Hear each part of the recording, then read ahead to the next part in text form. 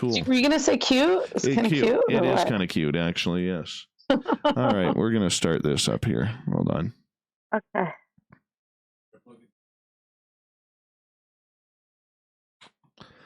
Hello, everybody on YouTube. We are just about 5-6 minutes away from starting off tonight's episode of Spaced Out Radio with Varla Ventura, my favorite Varla Ventura in the world. And want to thank all of you for coming on in. I know this is going to get a little bit busy in here, but we will do our best to check things out. Varla, welcome to the pre-show, the big 5-6 minute warm-up here. Yeah, it's the behind the scenes. It's the what you get with the VIP ticket. Exactly. A little meet and greet. This is the only place where Varla Ventura will tell you what kind of flannel pajamas she has on for tonight's episode. Now, of course, I'm fully dressed in sweatpants with moons and stars on them. Well, I have sweatpants and a t-shirt on too. So it works very well for us.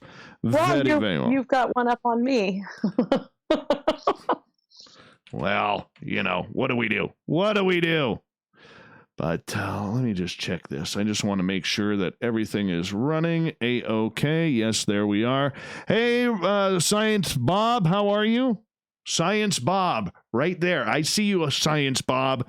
Tammy, yeah, I screwed up on the time. It is not midnight Eastern. We're going on, or 3 a.m. It is, yeah. I'm still learning this YouTube stuff, so please bear with me. Hey, Donnie, how are you? Bigfoot, Michigan, Rob, how are you, man? Good to have you here.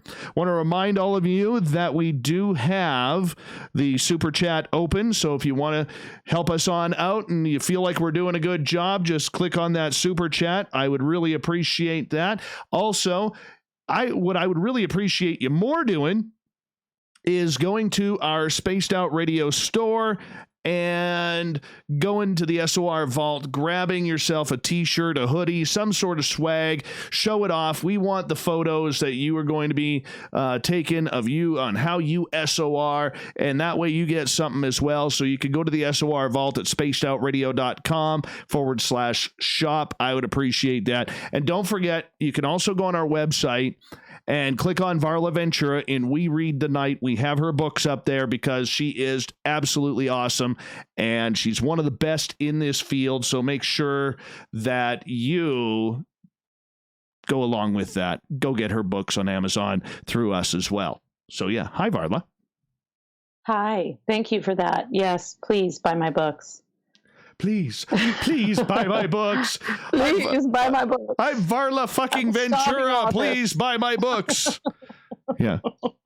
I got to get my swear words out now. Hi, Adam. How are you? Oh, yeah. That's what we can do on the break. Yeah, we can swear during the break. Nice. We say whatever the fuck we want on YouTube. Exactly. That's the way we do things. But, on the terrestrial side, we're going to be good little kittens. Good little kittens. No slip-ups. Yes. I'm probably best just keep it all under wraps because you know how I am. Yes. I get carried away. Once you get started, Varla Ventura cannot stop. You should see her in a bottle of tequila. They are best friends. And the potty mouth, ooh. I'm teasing now. I can swear in many languages. Yeah, I can't. It's only English and on a hockey rink. Hey, Poetically Mistaken, how you doing? Thank you so much for coming on out tonight. We are about 2 minutes away, guys. 2 minutes away from launching tonight's episode. I got a different camera angle. I'm not sure that I like it. We may adjust it. My buddy Mike is in here tonight. His beard is looking fantastic. Before Mike leaves tonight, we are going to try and get a beard shot from him on YouTube, okay, because it's very important. I know he doesn't want his face on YouTube or anything like that, but we're going to try and get a beard shot because, honestly, he wears his beard oil in there. I believe it's Mighty Moose beard oil, and, you can get that on our website as well. And, hold on, got to start one of the feeds here. And it is shiny. His beard literally looks like tinsel. It is beautiful. Beautiful. It's a gorgeous beard. Yeah, we're going to get that on camera. I'm not sure I like this camera angle, but we'll take it for right now. we'll take it for right now. All right, people, we got about, where the hell is my mouse? All right. All right, go here. Okay, Varla, we have about 30 seconds. Okay. Yeah. Thanks. No problem. Try not to panic. No problem. All right. Let's go here. And we're going to start the feed in here. And yeah, got to do this yet. 5 seconds.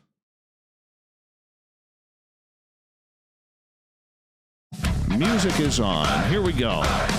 Hey, Ross, how you doing? Chuckles, what's going on, Chuckles?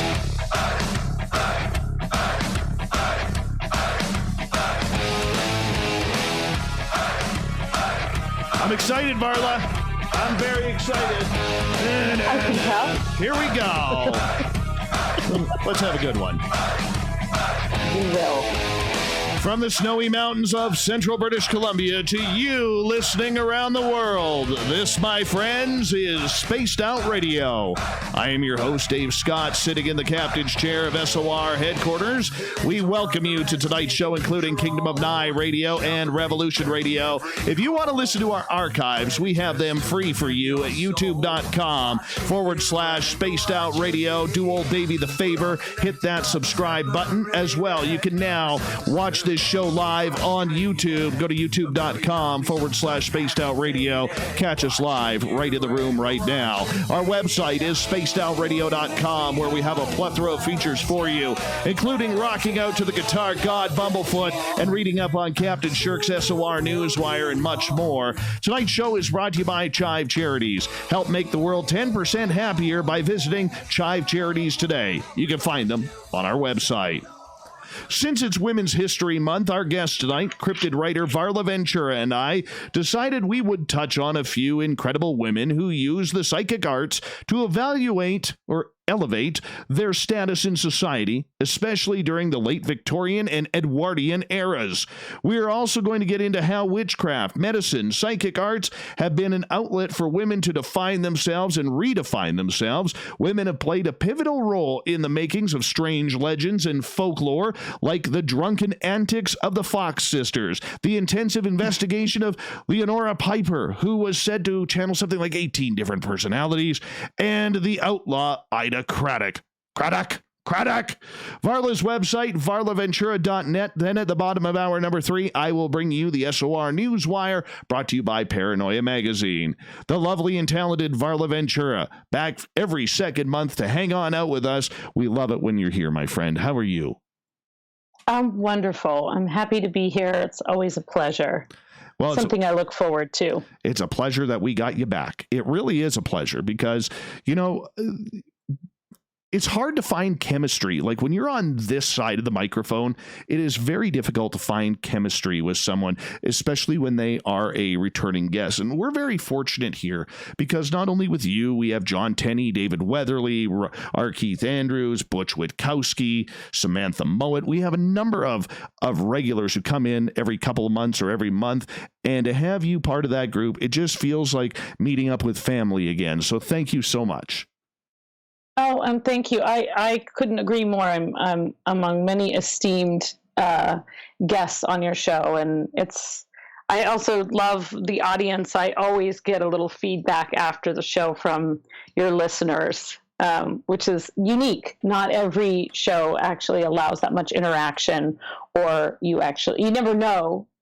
As you well know, radio can be lonely. You're just hearing the sound of your own voice or the host's voice. You really don't know if people are listening. And with your show, there's a lot more interaction. So I actually get feedback sometimes during the show. Well, you know what? So, one of your fans and one of our fans, Marty on Twitter, who goes by @retiredskeptic, He's a Vietnam veteran. We love him around here. We always want to make sure that he is doing well. He's got some VA tests today, or he had them today, and he's going back tomorrow for more tests. We love Marty. We want to send Marty a bunch of love and admiration and good healing for him, because he's literally here almost every night when he's feeling good and tuning on in, and he's a big fan of yours. So I know you wanted to give him a shout out as well, Varla. Yes, I want to say I love you, Marty, and don't worry, there'll be plenty of time for snark in the future. We'll miss your hilarious instant gifs and memes and such. Oh, yes. But good, speedy recovery to you. I know you're listening, so just know that we really appreciate you, and we know that you will be here to harass us tomorrow as well. Exactly. And you know what? That's a shout out to all the veterans out there. We love our veterans, and, you know, we're so thankful for everything that they do. Our veterans on my side of the border up in Canada, all the veterans in the United States and around the UK and Australia, mainly our listenership. And we absolutely love you. You've done a great job, and continue to be awesome. That's all we could say. Continue to be awesome. Varla, you know, we always have new listeners coming on in here and tuning us in and learning about our guests. So there might be new guests here and listeners that haven't really heard your story. You're one of the top writers in the cryptid folklore legend world out there. You're not self-published. You actually have a publisher who helps get your books out there. and you know, how did you do it? How did you do it? Because with self-publishing today, so many people are, you know, able to do it on their own, but you were able to break through. Well, I'll just add one quick thing. I am the daughter of a Vietnam veteran, so wonderful. I just want to thank you for the thankfulness. We do appreciate that very much as family members as well. And who knows, my dad might actually, he's probably not awake right now, but maybe he'll listen tomorrow on YouTube if my brother can hook him up. Yes. Big shout out to your dad. So I actually, because I do talk about my mom a lot during interviews because she was such a heavy influence in terms of the occult, but my father is a very unique and very witty man, and he volunteered to go to Vietnam, so that tells you something about the kind of person he is. Very strong. Probably crazy, a bit crazy, you know, but that's okay. Crazy, brave, it's kind of the same thing.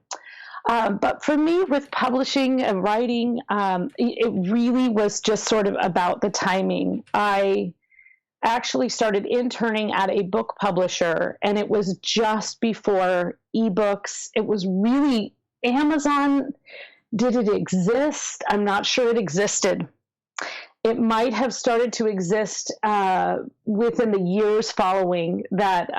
I had been interning, and then I started doing a little editing on the side, and then I sort of wormed my way in and said, I've got some book ideas. And the publisher was very open to those and liked a lot of, what I had said about it was an occult publisher. So that helped. So I just happened to hit the time before really, I mean, people were self-publishing then, and Amazon was sort of on the rise. There were still independent bookstores, but they were, Amazon rose very quickly and put a lot of booksellers out of business rather quickly, and quickly became, within the 10 years or so, from like the time of my first book and, you know, the several books later, the dynamics have changed so much. You know, now I'm like 6 books in, and Amazon is actually one of the primary sources for authors, and publishing has changed. Self-publishing doesn't look as funky and crappy as it used to. I mean, really, it just, you could tell. I could tell a book a mile away if it had been self-published, not without even opening it. That's not necessarily the case now, because I think a lot of talented people have come forward to kind of, you know, share their skills and set up programs for people. And it does kind of cut out some of the I guess the middleman, but I love the middleman. The middleman, that the publishing house between the public and the author. It's a really wonderful thing to have, because you get a lot of people telling you you're wrong or you're right. And for a writer, a creative person, that can be a very vital thing. So for me, that's kind of the only problem with self-publishing, is you're not always self-editing. And I need a lot of self-editing, topic-wise, presentation-wise.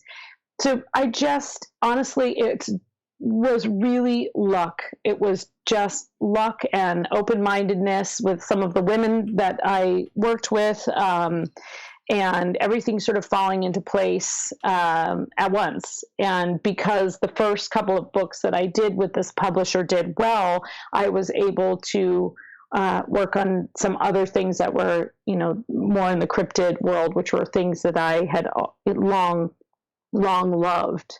So somehow I managed to publish 6 books that I actually enjoy reading, which I'm not saying that to sound like, oh, my books are just that wonderful, but they're topics that mean a lot to me. They're people's stories that people have shared with me, lifelong friends who have told me their ghost stories over and over again, have allowed me to rewrite those and put those into the book. And some of my favorite fairy and folklore and creatures and things like that. And it's just led me down this somewhat remarkable path, because I've met so many interesting people and heard even more stories along the way. It's really kind of self-perpetuating. The more you write about and research these types of topics, the more people reach out to you and recommend things, or you're on a show and they recommend a writer or a fellow researcher or something like that. So, but as far as like getting into publishing, I don't know if I were the same person trying to do what I did then, now, that I would have as much success. I just got really lucky. And I'm by no means a best-selling author. I barely make ends meet, to be perfectly honest. It's a labor of love, but it's better than nothing, right? So it's really remarkable that sometimes I just think, how did this even happen? Or I'm going to be totally honest here. I frequently pick up my book from, maybe Fairies, Pookas, and Changelings, or I just picked up Paranormal Parlor this evening to kind of go through the chapter where I had written about a lot of women in the spiritualist movement, and found a couple sections that I had forgotten about. So sometimes I read my own work and think, wow, I must have just been really immersed in that research, because some of this stuff just kind of came out. And then, I never listened to my own radio interviews. I don't like to watch the television segments or things like that I've done, but I will read a book that I've written, but it usually takes me 2 or 3 years to go back and actually read the book, because I think, part of it is fear, and part of it is you just worked so hard on it that you feel like you just need to take a mental break from it. And then there's this fear when it's in print that you did something wrong. And so it sometimes takes me a while to get back to actually reading something that I've written. So my mom's been reading my mermaid book again. And she called me up and said, that part where you were talking about, and she mentioned this one story, and I remembered the story, but she said, there's this great introduction to it where you're talking about this particular creature. And I had to get the book. I'm like, I don't know what you're talking about, Ma. Hold on a second. I haven't read that since I wrote it in 2013. Same way. Because you're your own worst critic. Like, even I don't go back and listen to my own shows because I can't even stand it. Not that I think I put back a bad product, but you're your own worst critic. And you hear your spelling mistakes or your pronunciation mistakes. You read your spelling mistakes. You're like, damn it, how did I forget that question? Or how did I forget to put that in? It's terrible, isn't it?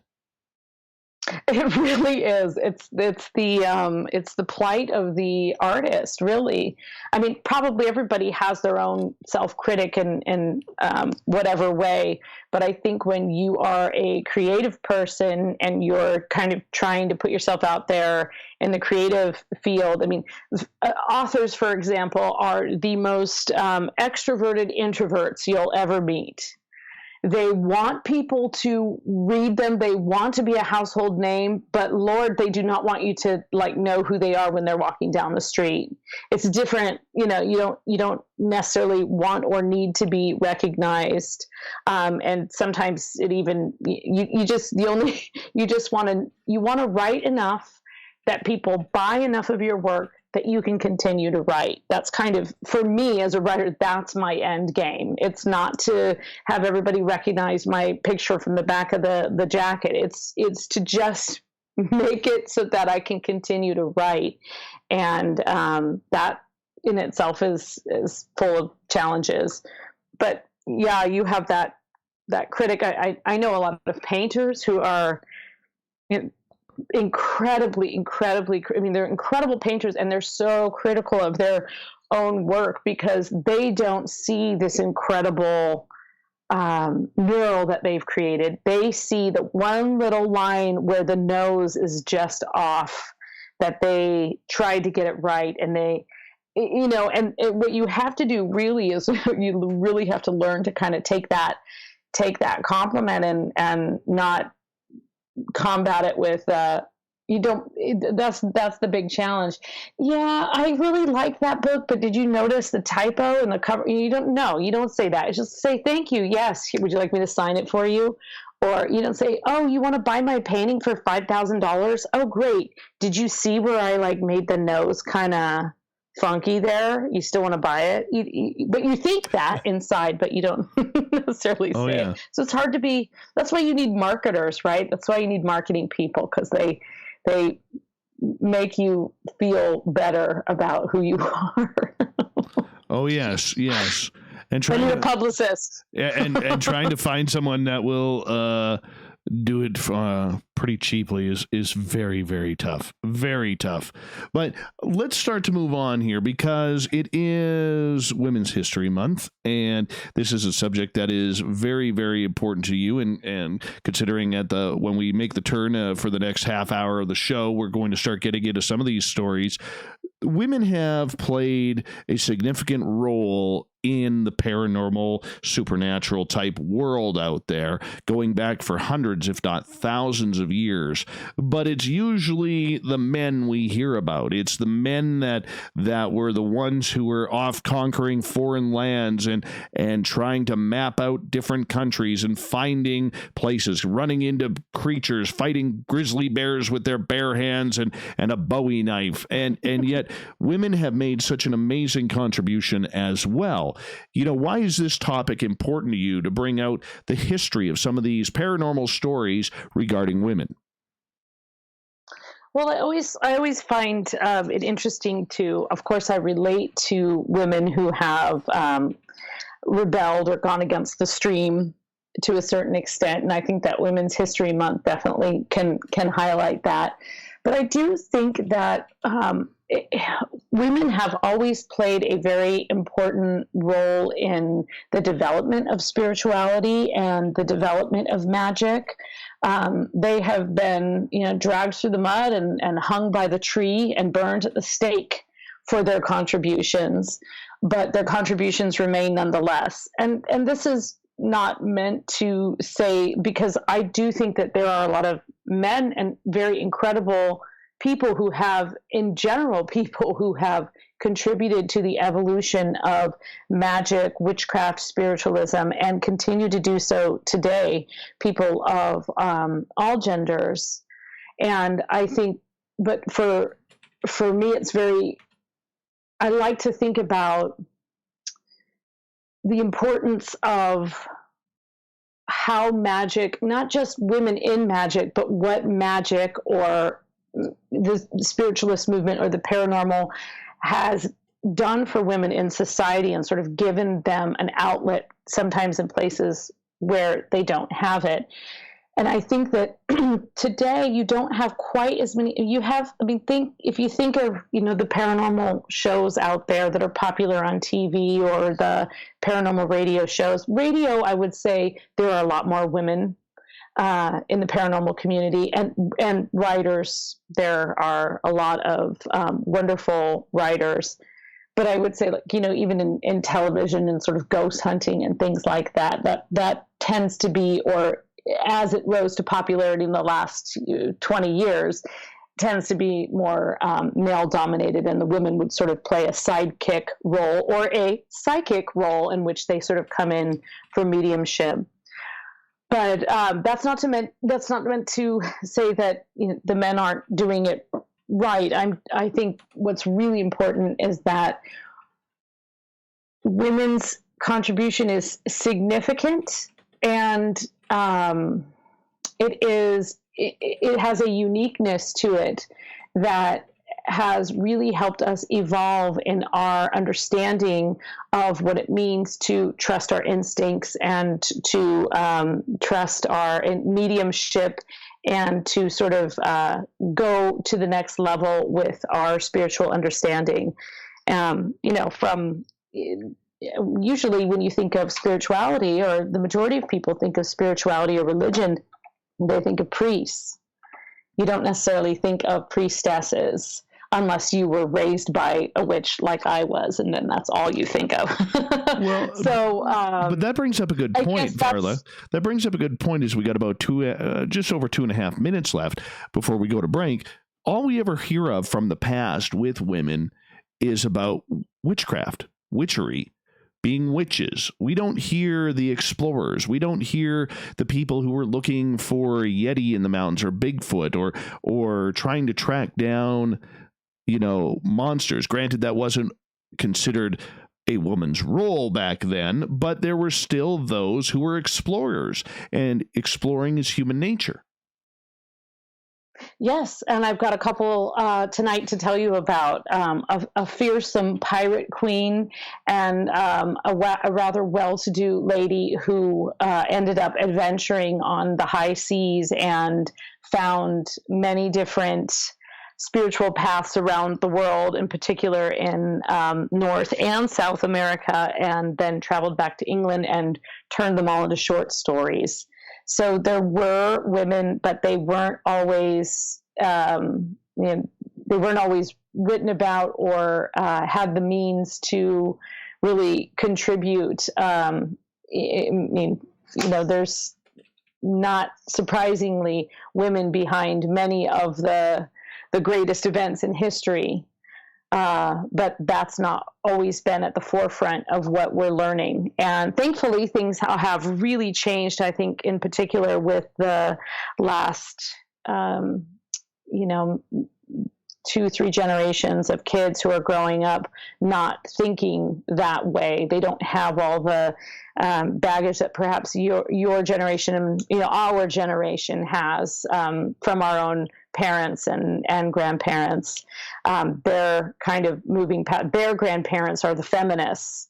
Their grandparents are the revolutionaries. So there's a lot of change in that way.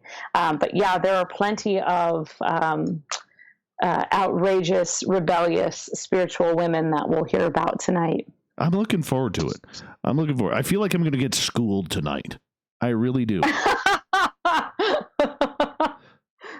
Well, is that the case? That seemed like a little bit of a sinister laugh there. Get your slate and your chalk out, and everything will be. We'll be taking notes. We're going to be pushing the planchette of the Varla Ventura Ouija board tonight on Spaced Out Radio. Varla comes in every couple of months to hang out with us, say hello, tell us about her books, her research. Tonight, we're going to get into some intriguing stories. And we're going to start off with a little witchery, channeling, and go from there, because it's going to be a good night with Varla Ventura. Her website, varlaventura.net. Stay tuned. More Spaced Out Radio right after this. All right. There we go. First half hour. Lovely. Up and done. Up and done. I love that you remind me as we're getting closer and closer to the time, so I can reel it in a little, wrap it up. Right on. You know what I should have done is prepared little bits of trivia for the YouTubers during the commercial break. One second. Mike, you want to go upstairs and on the patio? Okay. Yeah. Okay. Well, I'm just getting used to this. I don't even have a proper, like, I'm looking at my screen here, and my good friend Bart L, he says it's absolutely ugly the way I put this thing together tonight on YouTube. And it's like, thank you. I appreciate that. Brutally honest. Okay. I can't see it because I think if I pull it up, it's going to mess with the feed. So I'm not going to. Just mute the tab. You can go on there and mute the tab. Okay. Try it out. Say that way. Easy. While you're doing that, no, Corey, the dogs are waiting for the next half hour. Hey, everyone. Thank you for joining us on YouTube. While you are waiting for Varla to see if she can actually see how horrific I look tonight with my hair pulled back, I might have to put the hair down. Sometimes we put the camera on when we first start our call and say hello to each other. Didn't really do that tonight. No, we don't. We didn't really do that. My one camera isn't working properly right now. I don't know why, but it's just not. So I have another camera set up here. Commercials right now are being played on the radio side, Mr. Slim.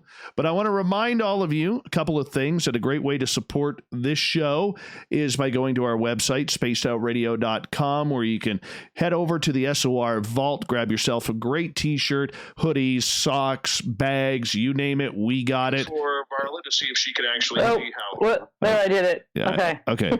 All right, you got it muted now? You got it muted now? Cool. Yeah. There you go. See how... Hey, Varla, how are you? I'm waving at you now. All right. Hey. I'm sure there's a delay. Oh, yeah. There's about a 20-second delay. Let's see. My hair is soft and conditioned tonight, Maureen. By the way, yes, it actually is. I had a shower before the show.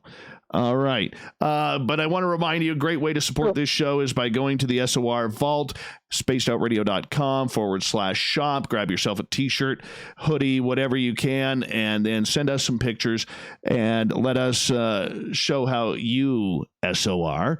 We'd really appreciate that. You can grab a great book like Varla's from our We Read the Night section on the website as well. And if you're feeling generous enough on YouTube, we do have the super chat open. Hey, whatever. You don't. But if you do, thank you. Muchly appreciated. I do appreciate that. Last night we had a few people do it, and I was actually quite stunned at the people who decided to chip on in. So thank you in advance. And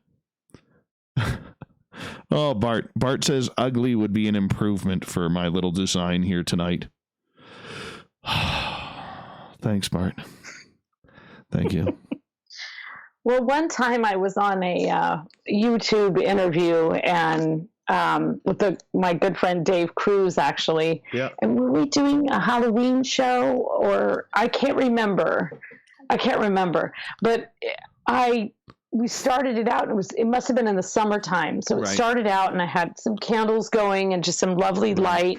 And then it got darker and darker and darker. And then you couldn't see me anymore. And so here he is broadcasting himself on one side of the screen and me on the other side. And I just happened to look up and I said, I'm so sorry. I'm plunged in darkness here. Just, give me a minute and I'll turn some lights on. Yes. Oh, God. So, you were going with natural light. Perfect world. You were going with natural light. Mike, do you want to show your beard yet to the crowd? Nope. You bastard. Can't believe that. After next break. Okay, next break.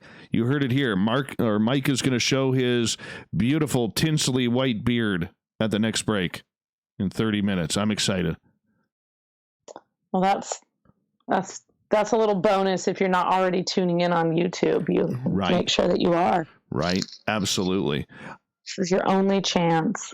Oh, you hear that? Oh, yeah. There's the siren. Yeah. There's the siren. The fire hall is sending in the troops. You know, I love that siren. I do. I don't know why I love this. At my house, they have one of those old World War II sirens. Okay, like the fire hall is like a 550-yard par 5. Here, listen. Oh, I can hear it. Yeah. So, yeah, we have I mean, it always sucks because, you know, they're not getting called out for anything good. You didn't think it was cool the first time it happened, though. No, the first time it happened, I was in this house, and my realtor forgot to warn me about the siren. And literally, 5 o'clock, 5:30, the first night I am in my new house, I hear the air raid sirens going off. Oh, God. I'm thinking the Japanese are coming, the Russians are coming, North Korea has fired one of their brutal missiles that can't travel 15 feet but somehow made it. All right. I'm thinking all of this stuff. And, oh, man, freaked me right out.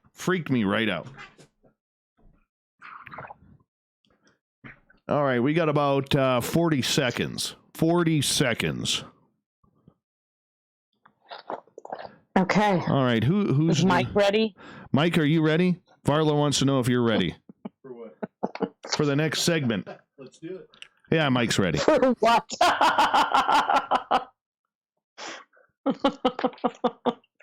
Mike's one of those guys where he ready. is an extremely intelligent dude, and there's just certain people you feel safe with in this on this planet. Mike's my guy in the forest. Always feel safe with him. Until he threatens to shoot my leg if we get chased by a grizzly bear. Welcome back to the second half hour of Spaced Out Radio tonight. I am your host, Dave Scott, sitting in the captain's chair of SOR headquarters. Thank you so much for joining us. Want to remind you, if you want to watch us live during the broadcast or check out our archives for free, go to youtube.com/Spaced Out Radio. Just do me the favor, hit that subscribe button, or if you're in the chat room or watching like you are right now, give us a thumbs up. We would appreciate that. Also, our website is spacedoutradio.com, where we have a plethora of features for you, including rocking out to Bumblefoot and keeping up to date on Captain Shirk's SOR Newswire. By the way, Captain Shirk, I know you're listening. We're sending you some love tonight. She had a friend pass away tonight, and I'm feeling bad for her because she does so much for us. But we're sending you love, Captain.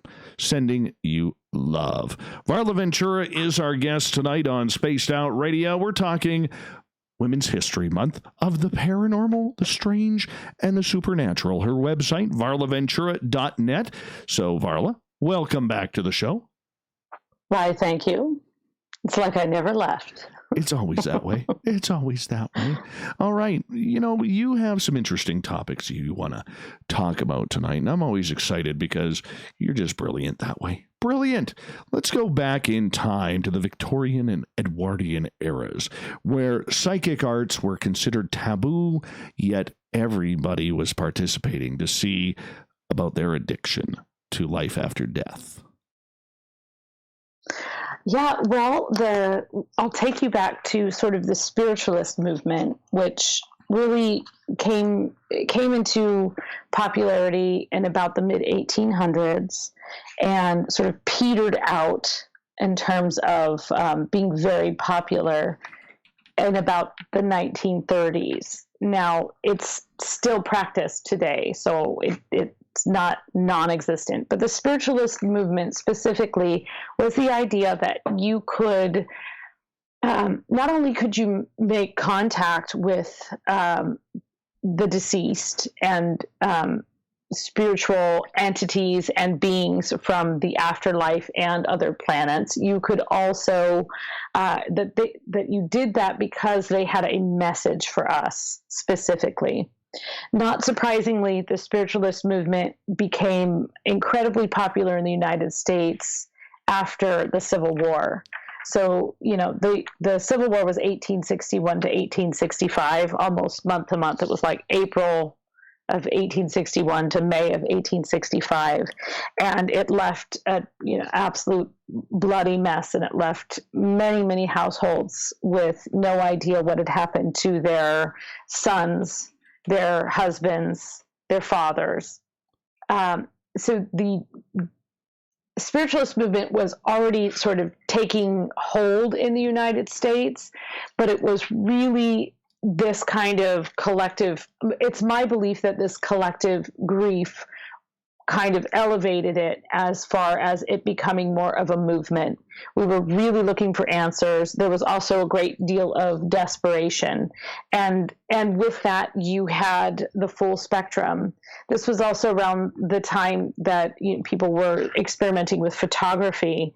And so you had spirit photography, some of which may have been legitimate, but much of which was later debunked because it really was things that we didn't understand about the way that the camera was reading pictures or strange movements and things like that.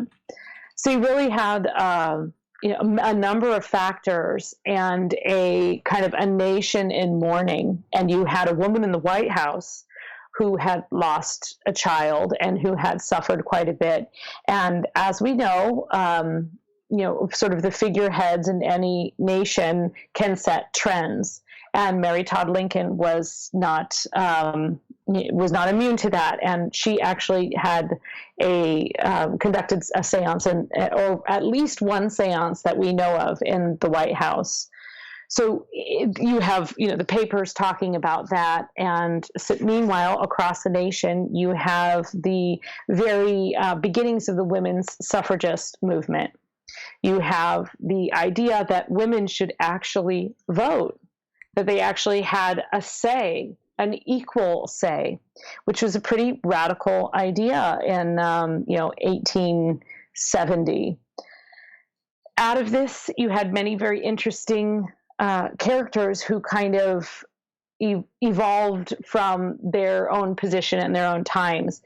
And so just as an umbrella, I think that the spiritualist movement and the psychic arts gave women a voice and gave them a way to sort of express and become famous or say something in public that they otherwise wouldn't have been able to had they maintained the regular confines of that sort of Victorian society.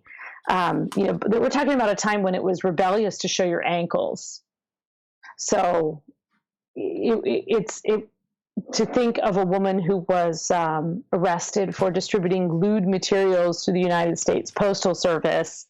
That is a pretty extreme times.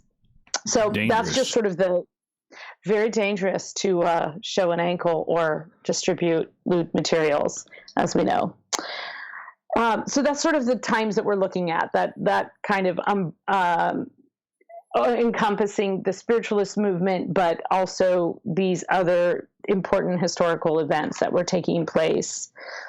And so we have like a whole cast of characters. I can just dive right into. Now we have talked to, I believe, Dave, you and I have talked about Emily Grant Hutchings and her channeling the Ouija board. I think our last conversation, we got more into the Ouija and sort of channeling in general. And I know Emily came up because, just to refresh anyone who wasn't listening last time or hasn't read about it in my book, she was a woman who claimed to channel the lost last novel of Mark Twain via the Ouija board after he had died. And she composed this entire novel, this quite long, at least 80,000 word novel about a young apprentice printer and some various mishaps that they go through. And but the really interesting part about the whole story was that she claimed that she had gone into the seance and the ghost of Twain said, she's the one. And the medium identified her as the scribe, and they painstakingly spent a year scribing from the Ouija board this novel, which was then published, and then Mark Twain's publisher sued the publisher who had put her novel out because for copyright infringement, actually, and it went all the way to the Supreme Court because she said that it really was Twain, and they said you can't use the name Mark Twain because, of course, that was his pen name, Right. and she had put it on the subtitle. And, so anyway, it was ripped from the stands after being published, and a handful of copies survived that you can actually see the full facsimile of it in the Gutenberg Library online. I think it's still there. It was there a few years ago. So we kind of talked about her. She's a very interesting character, and but for her backstory, she was a struggling journalist. There's quite a bit of evidence to suggest that she had gone to see Twain speak on more than one occasion. She may have attended the World's Fair or been out in the San Francisco area when he was there.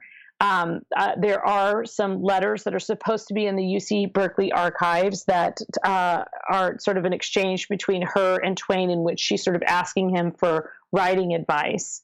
So here's a woman who is struggling, and she has a friend whose given name is Pearl Coran. They are both, Emily and Pearl are friends. They live in St. Louis. They're kind of from the same circle. Pearl is about 20 years older than Emily, but they're basically St. Louis housewives, circa 1910. And this is right at the peak when it was quite common for especially people who had a parlor to entertain traveling psychics and traveling spiritualists and mediums. And there were many, many spiritualists and mediums, both male and female. But again, you had traveling women who were allowed to travel on their own, women who were traveling on their own, performing, being invited into homes, being taken care of, being paid, and they were independent. They were not sort of forced to be one of the handful of choices, which was like a housewife, a whore. That was another option.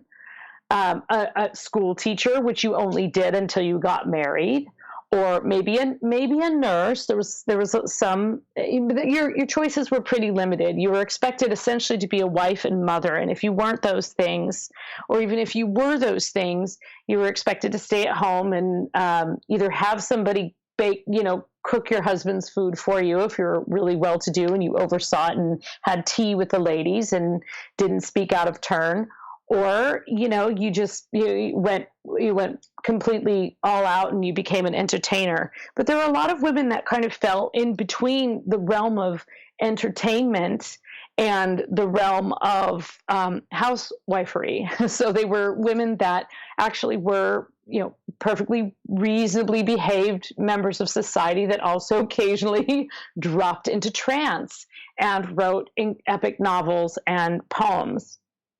So Emily, yeah. Oh, please.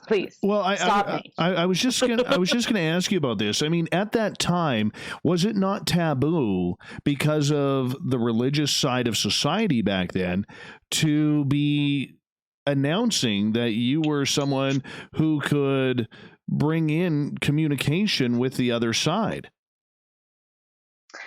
That is a very interesting point, and something that I find incredibly fascinating about the spiritualist movement. It was not then, nor is it now, in conflict with Christianity.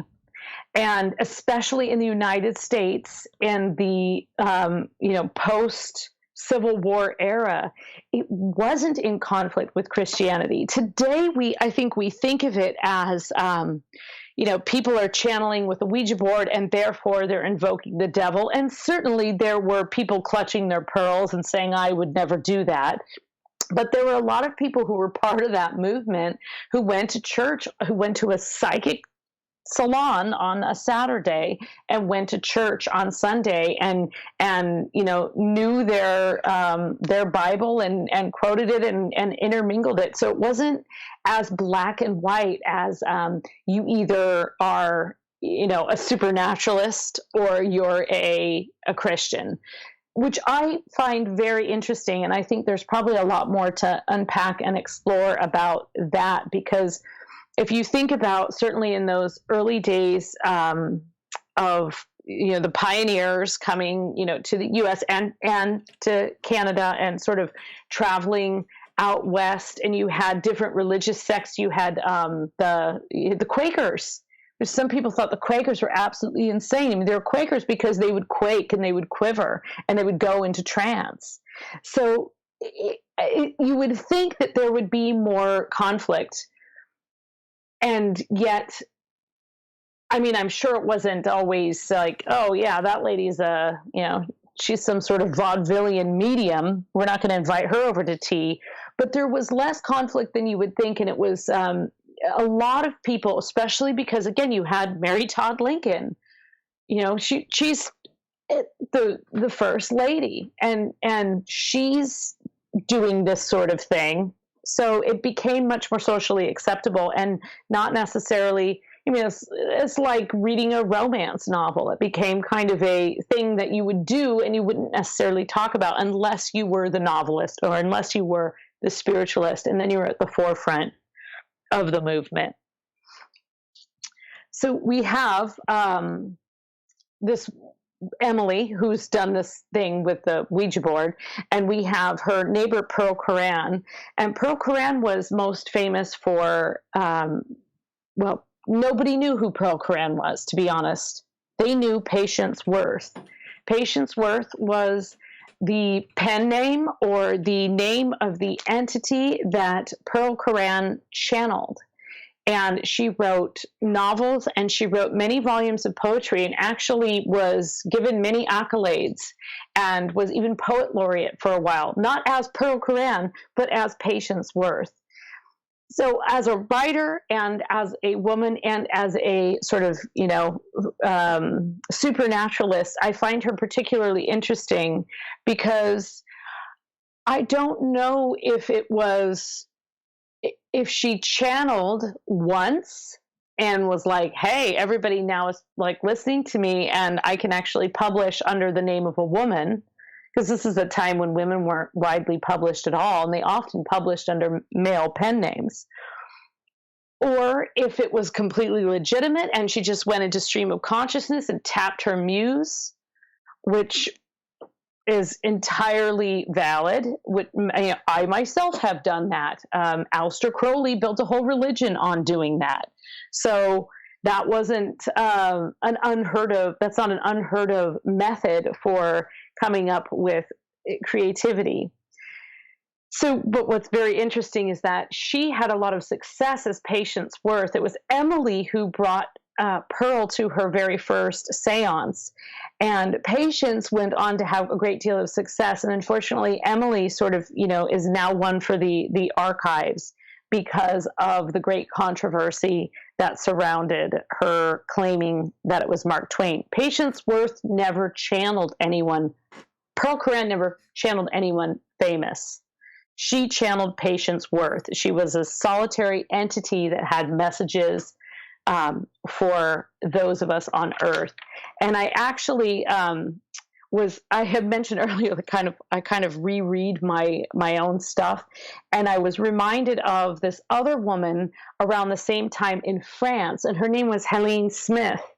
And this might really kind of blow the minds of some of your listeners, but she was actually one of the first people, and we're talking about probably 1880 in France, where she started talking about going off planet and actually going to Mars and returning with messages from Martians. So she was a very early, either a very early science fiction writer, under the guise of a spiritualism, or really one of the first kind of people to explore the idea of off-planet, leaving her body and channeling and going on. She also channeled Victor Hugo and Marie Antoinette. So kind of all over the map there. But that's a significant contribution, because anyone who is part of what you might consider the New Age or the new spiritualist movement today will know that, talking about going off planet, I mean, that really didn't become a topic again until maybe the 1960s, and then again in the 2000s when people started talking about it again. So, and I say that as somebody who was sort of working in the publishing world at the time and seeing this sort of rise in the discussion of going off planet. But meanwhile, young Helene Smith and in France was in between channeling Marie Antoinette and Victor Hugo, was going off planet to Mars, and she had some messages when she returned as well. And I think I actually have those here. We got about 4 minutes here before we got to go to break at the top of the hour. Varla Ventura is our guest tonight. You mentioned about going off planet. Was that a big topic back then, or was it more? No. So that was, I mean, it was taboo to say that you were, trying to conjure spirits. But I mean, you had to be getting ready for the insane asylum back then if you were talking about going off world on a spaceship. I think that she didn't go on a spaceship. And I think that is probably that if she had been saying that in like the 1920s in the US, she probably would have been institutionalized, certainly by the 1930s. But this was in 1894. So this is I'm going to just read you this little excerpt of what she did, because she gained a reputation for being the muse of automatic writing. But in 1894, she stunned the attendants in her circle by claiming that she was able to go off planet. She was really one of the only people, to my knowledge, that was talking about it this early, and this was not a regular topic of conversation in the spiritualist movement necessarily. Like off planet was something entirely different.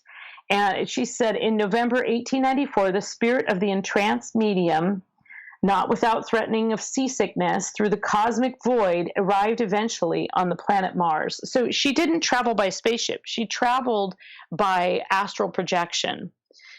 And what she discovered is that thereafter, night after night, she described to the listening circle, the people of our neighboring planet, their food, dress, and ways of life.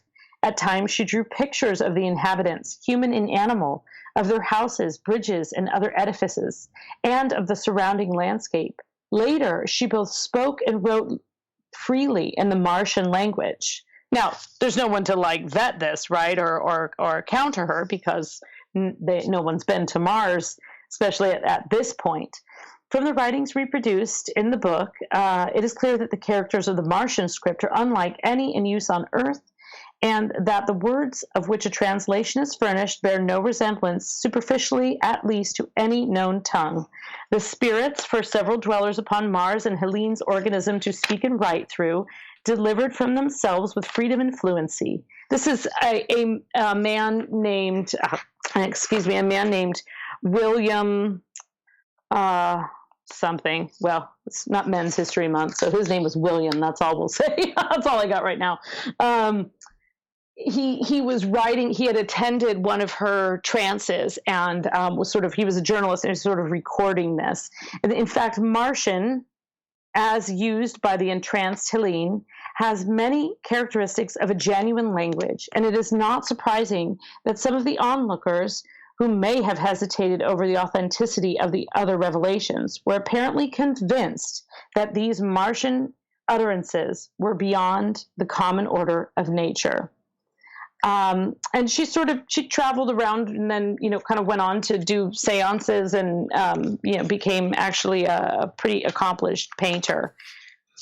So she died in 1929. So she sort of made her living in her name as the first, I think, probably one of the first people to really talk about the Martians. But beautiful. Little sci-fi fans out there can see if they can find a earlier than 1894 example. Well, on that note, I'm going to get you to hold on because we are going to go to break here at the top of the hour. Varla Ventura is our guest tonight on Spaced Out Radio. She comes on every couple of months to hang out, talk all things weird, strange, folklorish, legendary, just like her books, which can be found on We Read the Night on our website. VarlaVentura.net is her website as well. You can get her books there. More Spaced Out Radio in Hour 2 coming up. Hi, Varla. I just saw that you put the Martian hat on. I saw you put a hat on, but I was reading, and then it's Marvin the Martian.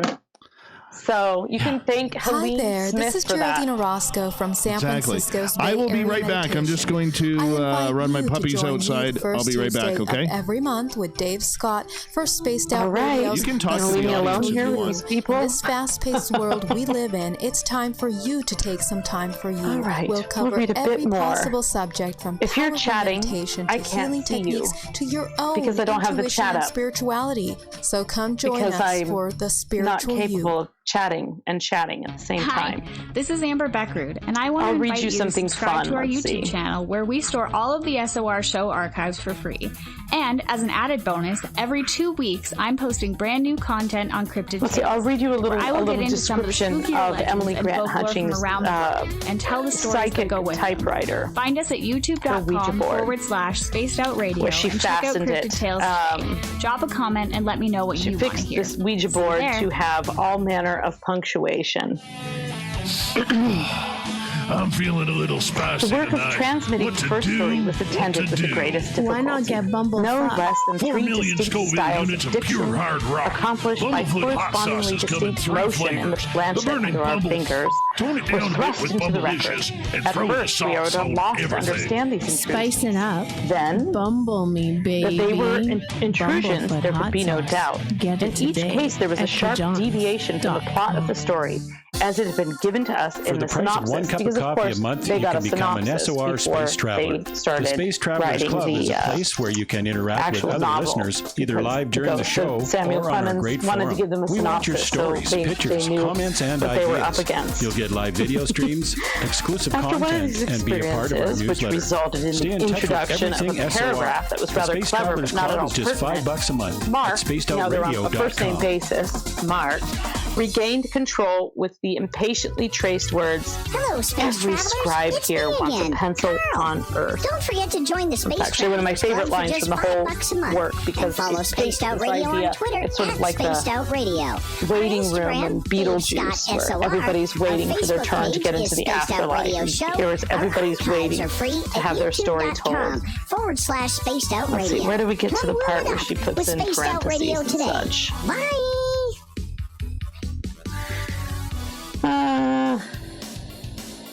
We all know on Spaced Out Radio we love a good beard and Okay. mustache. So why not The take care of board, your on facial which hair 2 with short Mighty stories Moose and a Beard novel Oil. have already been Made in transmitted, Canada, is one of we're the taking care ordinary of beards and varieties. A stashes around polished the world. surface We over use which the 100% planchet guides natural ingredients to with our indicate the oils and letters balms of the to make your alphabet and the whiskers feel figures silky from smooth. 1 to 10. Use promo code In the main, SOR our dictation 2019 came at without any apparent need for mightymoosebeard.com marks today. or punctuation. Occasionally, the words quotation marks or "put that in quotes" would be interjected.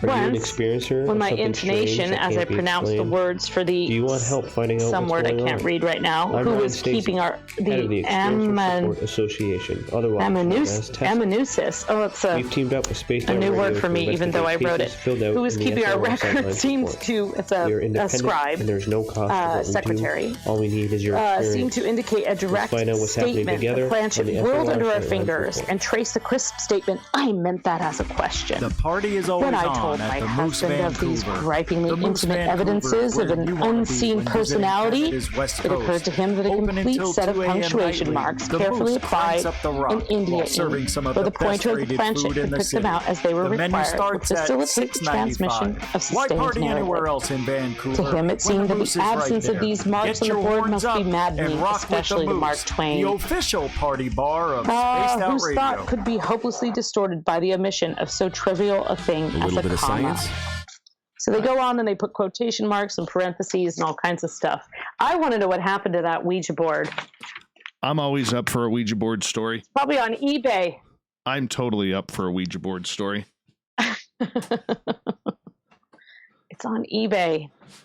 You could replicate, actually, if you went through and read everything that she says, you could replicate the Ouija board that she used, and then you'd have your own psychic typewriter, which would be fun.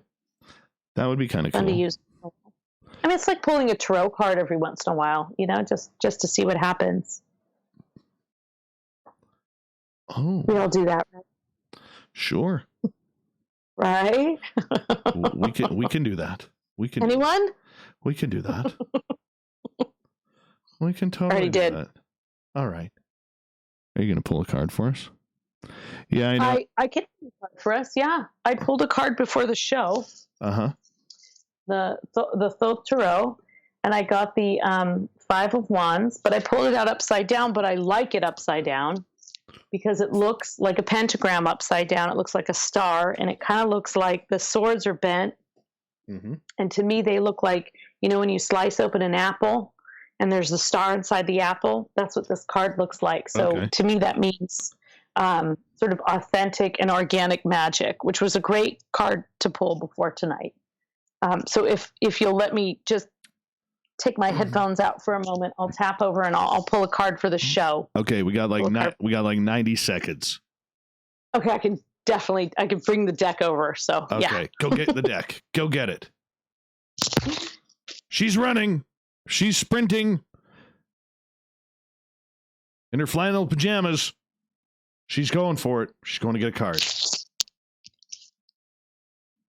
This deck, and stop me if we need to go to the show, but this deck was actually, it's a first edition Thoth Tarot, which is the tarot based on Aleister Crowley's teachings, and it was given to me by my mother. It was given to her by a man who had it buried underground for a number of years. He used to bury all kinds of treasures underground. It was just sort of his way.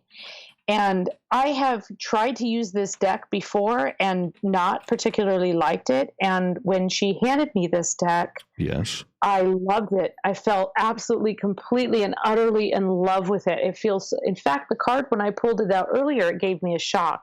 So I really love this deck, and I haven't had that happen a lot. As weird as I am, I've only had a few decks that I can actually read. So we'll see what happens here. All right.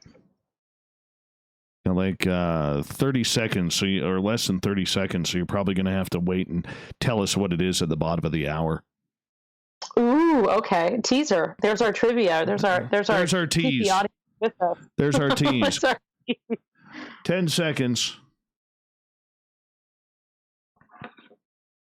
To right now, the Paranormal Radio app, free in Google Play and the iOS App Store. It's strange to have this empty space we're filling. I know. I know. Spaced Out Radio with I love it, but I also feel a little awkward. So. Hold on, here we go. And on Facebook, Spaced Out Radio Show.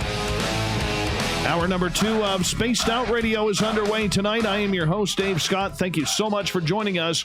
We want to say hello to our brand new affiliate, KZAX 94.9 FM in Bellingham, Washington, KDUN AM 1030 in Reedsport, Oregon, KZFX 93.7 FM in Ridgecrest, California, WQEE 99.1 FM in Noonan, Georgia, and UPRN 107.7 FM in New Orleans. On the digital side, we're proud to broadcast on Kingdom of Nye Radio and Revolution Radio. Remember, you can check out all of our archives for free or watch the show live on youtube.com/Spaced Out Radio. Just do me the favor and hit that subscribe button. The birthday boy, the Desert Clam, has set the password for tonight in the SOR Space Travelers Club. It is, let me find it here. Where'd you put it there, Clam? Plerophory. Plerophory is your password. Use it wisely, space travelers, as Birthday Clam sets a password each and every night right here on Spaced Out Radio. Our website is spacedoutradio.com, where we have a plethora of features for you, including rocking out to Bumblefoot and reading up on Captain Shirk's SOR Newswire. Tonight we are talking with Varla Ventura. She is here every couple of months for Our Cryptid World. We're taking a little bit of a different turn tonight as we are talking about Women's History Month in the paranormal. Varla, her website, varlaventura.net. Make sure you check it on out. You can grab her books there, go to Amazon, or grab them off our site. Varla, welcome back to the show. Why, thank you. You're welcome. You are welcome. Let's continue on, shall we? Ouija boards. Yes, let's. Ouija boards. Are we communicating with the dead? Are there famous women out there from the past who are known channelers using the Ouija board? So Emily is one of the most well-known, Emily Grant Hutchings, in terms of actually using the board to communicate. There are a lot of mediums that have used the board but haven't necessarily been known for it. Actually, I find there's a couple of women that did some major trance work that didn't involve any kind of board at all. And one of them was this incredible woman named Leonora Piper. And I immediately fell for this woman because when the first thing I read about her was a pamphlet that said the investigation into the cyclical research of Leonora Piper. And the name Leonora Piper just sounded very grand to me. She lived from 1857 to 1950, actually. And she has a really interesting backstory. And it definitely, one thing I do kind of want to say is that there are many instances, we've kind of talked about this with folklore before, where something that would be identified as a creature or a changeling or some kind of fairy-like or otherworldly being, today we may have other definitions for that. It may be something like a birth defect, but there were times when folklore sort of created a role for some of these, or an outcast role in many cases, but a role for some people. And I only say that because Leonora Piper is particularly interesting because she was diagnosed with a brain tumor at a pretty young age. I believe she was about 30, which I guess in the mid 1800s, and the turn of the century wasn't that young. But she was diagnosed with a brain tumor, and not long after being diagnosed with the brain tumor, she attended a seance. And once she went to the seance, she immediately slipped into trance and went on to regularly go into trance. She channeled Johann Sebastian Bach, Henry Wadsworth Longfellow, I think Abe Lincoln, and she also had a couple of personalities that she went into trance and spoke as other people with other languages. She was English and lived in England, and she would occasionally be a young Italian peasant girl. She would sometimes be this commodore who was this really wealthy Italian billionaire. These are all, people who had died, of course. And then I think she also had a couple of like French or sort of like Polynesian characters that came and went. And if you've never heard of it before, there is actually a Society for Cyclical Research, and that's a tongue twister if you see it written especially. And these are societies that were set out with the rise of the spiritualist movement to sort of debunk to debunk these people who were saying they were mediums. And the idea behind it was that it was the Society of True Believers. And so in order to maintain the integrity of cyclical research, psychic research, they needed to debunk anyone who was making these claims. This sort of, you can kind of blame the Fox sisters for that, and we can talk about the wonderful sort of drunken history of the Fox sisters in a little bit. But Leonora Piper was investigated by this society for, I think, like 14 years. They would regularly attend her trances. They would take notes over this long period of time. They would compare notes and see if the storylines matched up, and they would ask her questions and try and trip her up, and they would sometimes poke her with things like little pins and things like that to see if she would respond when she was in trance, and she never did. And so finally, after these years and years of investigating her, they declared that she was authentic. And still to this day, of course, there's a great deal of debate about that. But she was finally sort of left alone, and they stopped pricking her with sewing needles and things like that. But pretty incredible story there. Talk to us about the legend of Ida Craddock. Oh, you'll love that.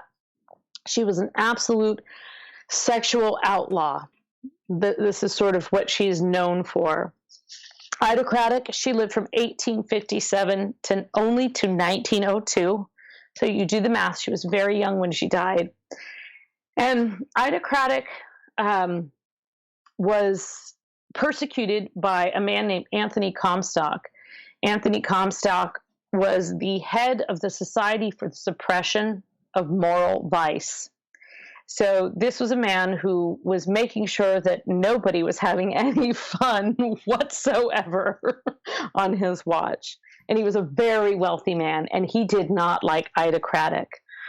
Her crime was that she was, and how he actually ended up getting an arrest warrant for her, is that he said that she was distributing lewd materials.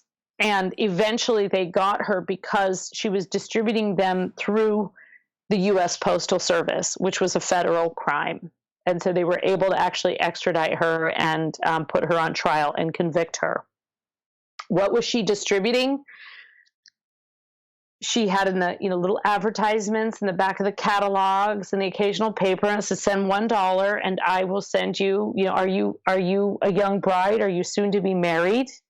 And she would distribute basically these little pamphlets that kind of described the wedding night. Now, that might sound like a little risque, but really, and it was very risque for the time, but really, she was just talking about, we're talking about young women who were virgins, had no experience whatsoever with men, and were being married off often to much older men who had had plenty of experience with women.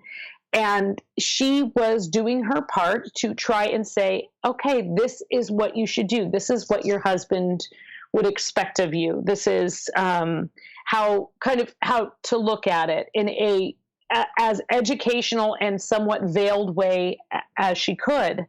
It's not that explicit, but it's also very subservient. When I read it as a modern woman, I was like, this isn't. This is pretty subservient. She wasn't saying, don't obey men. She was saying, hey, you have this is what's going to happen. There's, keep yourself clean, be ready. Like there were some basic things that she said there that, if you read between the lines, you can figure it out. Well, apparently Anthony Comstock was reading between the lines. I mean, he was probably collecting all of these in his own bathroom. So the other thing, but why Ida Craddock kind of comes into play in terms of the spiritualist movement and how she came onto my radar was not actually through this amazing act of defiance against Anthony Comstock and her goal. I mean, she was basically sex education in 1870. She's providing sex education in an environment in which, I mean, you think about like the Little House on the Prairie books that later Laura Ingalls went back and wrote. And even when she wrote them in the teens and 20s, in the 30s, she never mentioned that they go to the bathroom, let alone what Ma and Pa did in bed at night. Like, it was just not talked about. Oh, my goodness. So I know I'm just ruined Little House on the, I just totally ruined it for everyone. I'm sorry. But terrible visions. Visions in the straw tick bed. So anyway, so Ida Craddock, what was particularly amazing about her, and she came on into my attention because I was actually reading through this series of publications that Aleister Crowley would put out. He put out this kind of like magazine, kind of more of like a zine or a journal that was called The Equinox. And The Equinox is now, I was reading it in all kind of at once in this 2-volume collection. And it was full of all kinds of things. It was his teachings. It was interviews with people. It was, scathing reviews of his own work. he was very inventive with it. And I was lucky enough to read through it with someone named Lon Milo Duquette, who's sort of one of the most renowned Crowley scholars. And he has a wonderful sense of humor. And so he would kind of point out, and I would find these Easter eggs and ask him about it and say, hey, is this actually Aleister Crowley? So anyway, I came upon this portion about Idocratic. And around that same time, I was introduced to a man named Veer Chappell, who had written an article about Idocratic, and then he went on to write an entire book about her, at which I read voraciously and absolutely adored. It's actually called Sexual Outlaw, Erotic Mystic, or something like that. So Idocratic claimed that all of this knowledge that she got about the marriage and the marital bed she was herself not married and had never consummated any kind of marriage with anyone other than an angelic being. And I believe his name was Soph. And she would basically, he would come into her bedroom at night and he would give her all of this existential knowledge, which was very holistic and included sexuality in with everything else and the place in the world. And so she would write these teachings down. So in addition to having the marital bed and these sort of like $1 pamphlets, she also wrote a few essays called the spiritual, I think it was the spiritual bridegroom and things like that. Now later, and the reason this comes into the Aleister Crowley world is that later, after, because he was older and was, Crowley was really writing like the Equinox in the 30s. He had also found these works by Idocratic, and in his own, if you don't know this about Aleister Crowley, his whole teachings came from channeling, basically. Channeling. He was in a temple in a pyramid in Egypt and dropped into trance and channeled the Book of the Law, which is what, people who follow the OTO and the teachings of Crowley, they follow this Book of the Law, which is actually quite a beautiful thing to read if you've never read it. It's like a wonderful long poem that gives you a lot of things to think about in terms of your place in the world. Anyway, so he saw Idocratic, and he actually, thought that her works were amazing, and he sort of reprinted them in the Equinox, and then went on to make her an honorary, honorary member of the OTO, and he bumped her up to like 4th ranking, which I'm not a member of the OTO, so I've never had to go through the process, but it's quite difficult to get to the 4th ranking without having ever done anything other than be authentic. Now, the sad part comes in with Idocratic. She was persecuted by Anthony Comstock. He pulled her in on federal charges. She lost her trial and was sentenced to life in an institution. And rather than spend the rest of her life in an insane asylum, she took her own life. She hung herself, and she left 2 letters when she died. She left a letter to her mother, giving her, releasing her mother of any blame. And she left a letter to Anthony Comstock, totally calling him out and basically saying, your ridiculous behavior, my blood is on your hands. It was a beautiful, beautiful letter. And in Veer's book, he has he's got the entire letter in there and tells the story in much greater detail than that. So that's our most impressive Idocratic and our greatest sexual outlaw of, Imagine though being charged for teaching women about sex. Yeah. Teaching women that they have something that they already have. Yeah. And actually trying to just reassure them not to be afeared. So, you had asked earlier about the conflict between maybe Christianity or religion and spiritualism. And I don't know that Ida Craddock identified as a spiritualist. I think she had an affair with an angelic being. So by rights, she became known in the spiritualist community. But I don't know that she identified as that.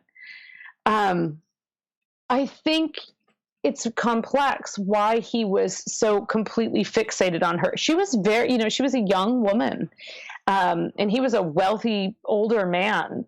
He was very, very adamant, and I do wonder how much of that was also in.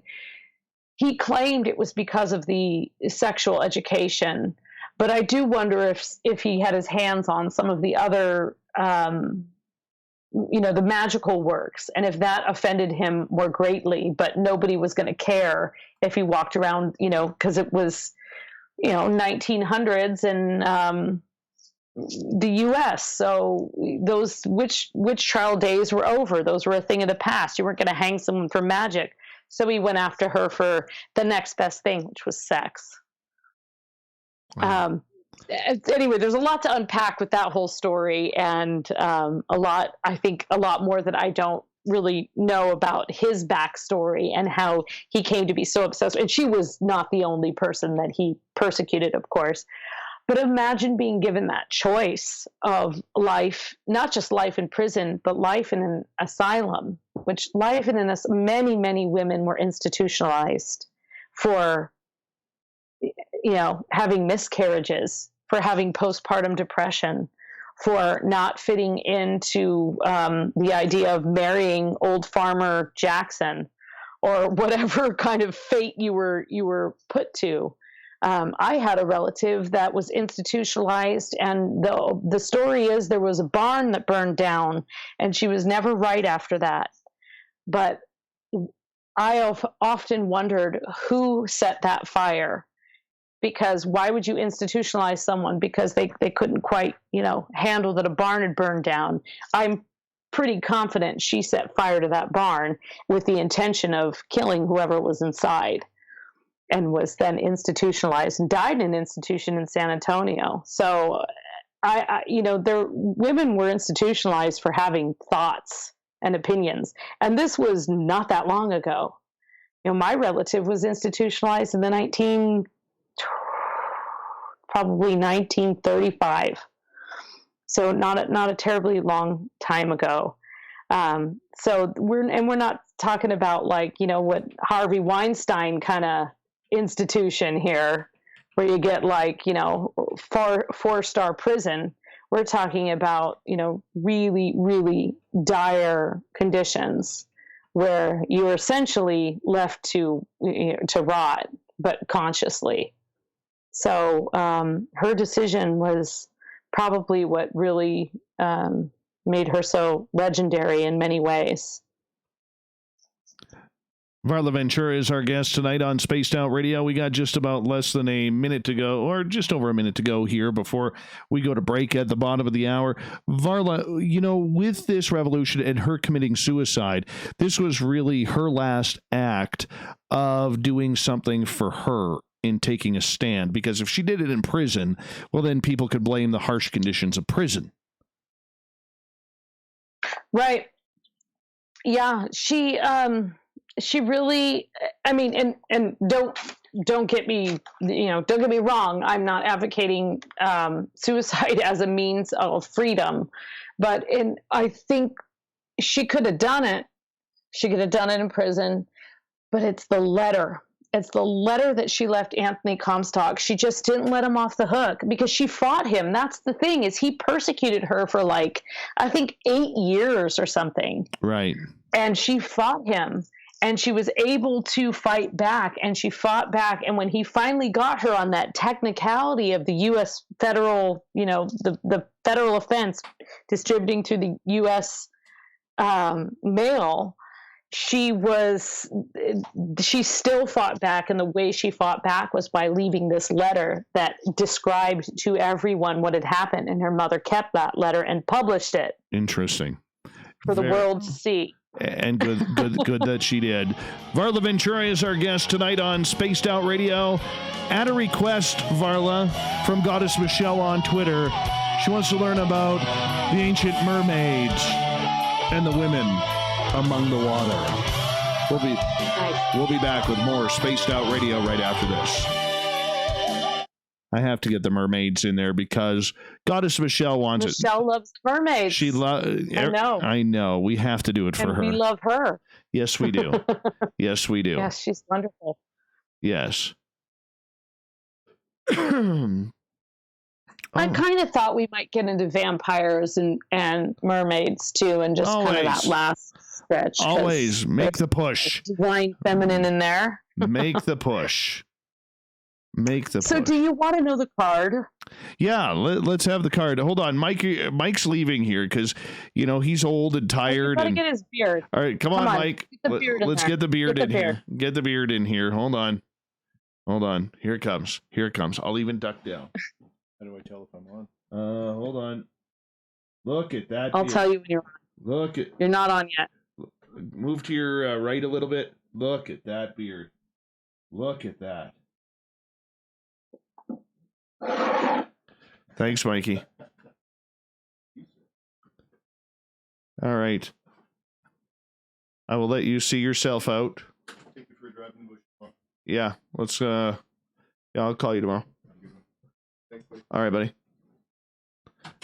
Guess we're going to look for Bigfoot tomorrow. Cool. Yeah. Isn't that a nice beard though? Did you see it? I didn't see it. I'm watching you on my okay. On my phone here. It should be coming up right I'm now. Just seeing you in the hat, so it's just a little behind.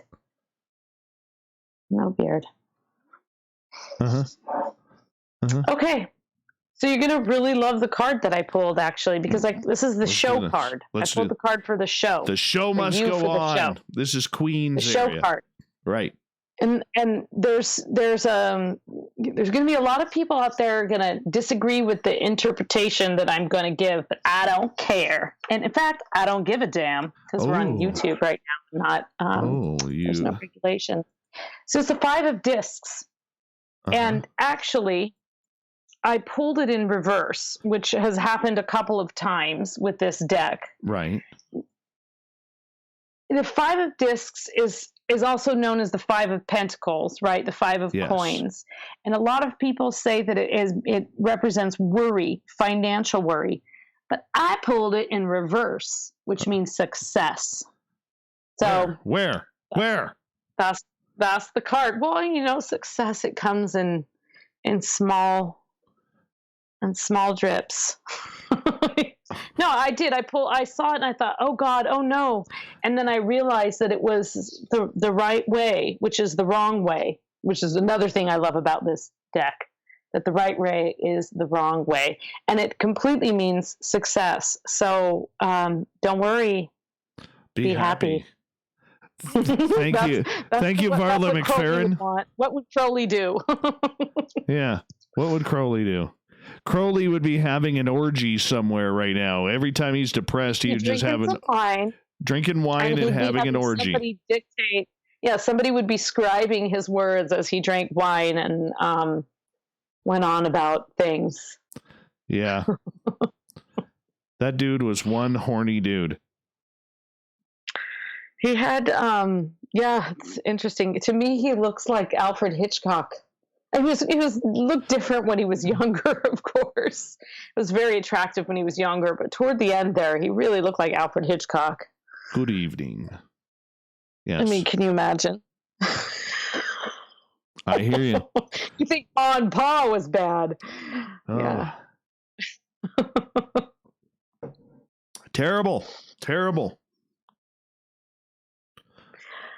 So, yeah, we can talk about the Fox sisters a little bit just because they're really fun and they have kind of a fun story. And then we could totally get into, the mermaids and vampires. In fact, I did grab the mermaid book over here, too. So I love Goddess Michelle. I know. She loves it when you talk mermaids. It makes her day. Well, it's kind of cool. My mom actually has been working on a sort of a young, I guess maybe like middle grade series. She started this idea about mermaids, this kind of fiction book. And of course, she had misplaced my book or donated it to a library or something like that. So I sent it to her again, and then I keep finding articles and reading things. So she's sort of creating this whole fictional underwater world of mermaids, and it's kind of cool. just, it's been really fun to share those ideas and things with her. That is very cool. Very cool. Oh, there it is. I can see the beard now. Yeah. You're on one hell of a delay. You're just getting that now. That's a delay. Oh, he's adorable. It's a nice beard. I told you. I wouldn't. I don't bullshit about a good beard. Telling me it's a very handsome man. That was lovely. Thank you for making the beard cameo. Oh yeah. Yes, he'll be all giddy and Very Odin-like. Very Odin-like. Very Odin. All right.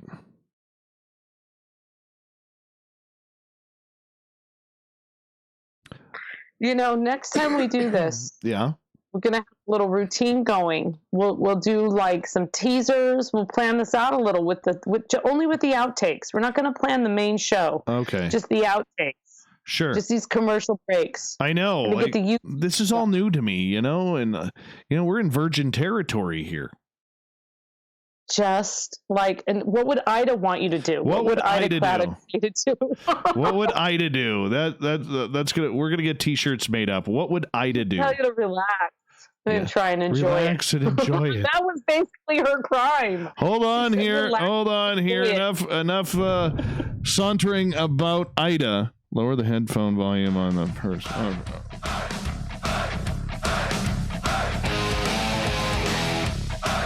We pass the halfway point of Spaced Out Radio tonight. I am your host, Dave Scott, sitting in the captain's chair of SOR headquarters. Thank you so much for joining us. I want to remind all of you that if you want to check out our free archives or watch our show live, you can go to youtube.com/Spaced Out Radio. Do me the favor, hit that subscribe button. Thumbs up as well.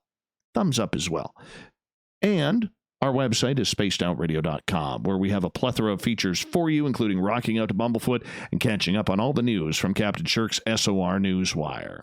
Every couple of months, we have Our Cryptid World with author Varla Ventura. She has nice silky blonde hair to join us for tonight in her flannel pajamas, of course, since she's up really, really late. Varla's website, varlaventura.net. How you doing, Varla? I told you they were moon and star sweatpants. I thought I clarified that at the beginning. I forgot. Okay, fine. All right. I want to get into, before we get into mermaids, you wanted to touch on the Flock sisters. Fox sisters, the fabulous Fox sisters. So these three sisters were probably responsible for both putting spiritualism on the map and being its ultimate downfall, which is quite a thing to have achieved in your lifetime. So there were three sisters: Leah, who was the eldest, Margaret, who was the middle, and Kate, who was the youngest. Margaret and Kate, when they were teenagers, really, started saying, and we're saying, they were born in the, Kate was born in 1837. So we're talking about probably 1840s. At the very beginning of what we think of as the spiritualist movement, again, pre-Civil War, they started doing things like table tipping, which is where everybody would sit around and they would put their hands on the table and they would try and get it to levitate. Parlor games, real paranormal parlor games. And they would, they became most famous for a series of rappings. And so they would make contact, and we say that within quotes, contact with the other world, and they would say, "Is there anyone in this room? Do you have a message for us?" And they would use this series of knocks to kind of get their answers. In fact, what we think of today as like a seance or sort of a session, you can attribute to this show that the Fox sisters would put on. So supposedly the two younger sisters, they started having some spiritual epiphanies and wanted to share them with the world. And they managed to convince their older sister, Leah, to help them take the show on the road. And they did this for many, many years. I have no doubt in my mind that the Fox sisters started out with the best of intentions. I do think that, especially with the youngest Fox sister, that she was very, probably very psychic and a very spiritual person, and did kind of had these ideas, and then maybe they would. I mean, like I myself first did the Ouija board with my own sister. That's how I really got into the Ouija. We were given it as a Christmas present, and my sister and we played with it regularly, and we made contact. And we made contact with something saying it was a young girl whose grave turned out to be on the property next door. So the idea that these sisters were sort of playing with, they didn't have a Ouija board at the time, but they were playing with these kind of like paranormal parlor and spirit games. And I can say also, as one of 4 sisters, that there are 5 sisters, actually. I found a new sister recently, that you have a certain connection. Siblings tend to have a connection, but sisters can really have a connection where you are thinking the same thoughts. So it's not unusual to have psychic talents passed from generation to generation, or within a family, or for people to be able to communicate in another way. You can read, being able to read someone's thoughts. It's the kind of common phrase. So anyway, the sisters, they, whatever their backstory is in authenticity, they take their show on the road, and they travel around the United States. They go also to Europe. They go to sort of all over the world, traveling and putting on this marvelous show. Now, the eldest sister, Leah, she managed the careers of her younger sisters, and they really became household names. There's a community in New York called Lilydale, and it's a spiritualist community. It still exists today. The Fox sisters really put that on the map.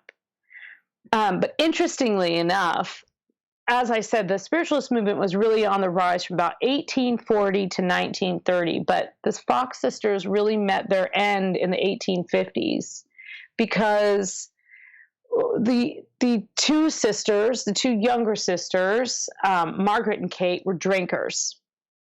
And eventually, the oldest sister, Leah, she got sort of tired of the whole thing. Now, one of them, I think it was Kate, had kids, and Leah wanted to take the kids. She said, you're a mess. I'm going to take the kids. And it completely upset Kate enough. So this is the story. I'll just read it directly from the book. Their world began to crumble when, in 1851, a relative of theirs claimed publicly that she had assisted in a seance. It was a cousin, and that the wrappings were a hoax. The claims were not enough to ruin the careers of the legendary sisters, however, and they continued making money as much as mediums for a number of years, and they were wealthy. They had a lot of money, and they were traveling all over, staying in the finest hotels. They bought homes. They were, in fine clothes. They really made a lot of money. Again, here are 3 women who are independently wealthy outside of any man. But by 1888, the sisters were in quite a state. Kate's husband had passed away, and her drinking was out of control. Leah the oldest sister, staged an intervention and implored Kate to remand care of the 2 children over to her elder sister, as Leah did not think Kate was fit to look after them. Then Kate, because she was mad at her sister, went to a reporter and admitted that the whole thing was a fake, and she got $1,500 for it. Later, she tried to take it back, but by then it was just too late. That, combined with the testimony of a cousin who had participated, sort of brought the Fox sisters down and really kind of left a very black mark on the spiritualist movement in general. And to this day, kind of, when we often think of psychics as being charlatans or having some kind of ulterior motive. And I think that the Fox sisters were sort of the first to really make a lot of money. And then Leah went on, she was fine. She was married and she, invested well or whatever. But the 2 other sisters died paupers. So it's kind of a sad, but pretty fabulous story in its own way. The Fabulous Fox sisters. That's the nutshell version. You could probably write a whole book just about them. Very interesting. Very interesting. Do you think they were faking it, even though they took the money? Oh, yeah. I think they were faking it. I don't think that they were faking it in the beginning. I think they had some probably legitimate experiences in the beginning.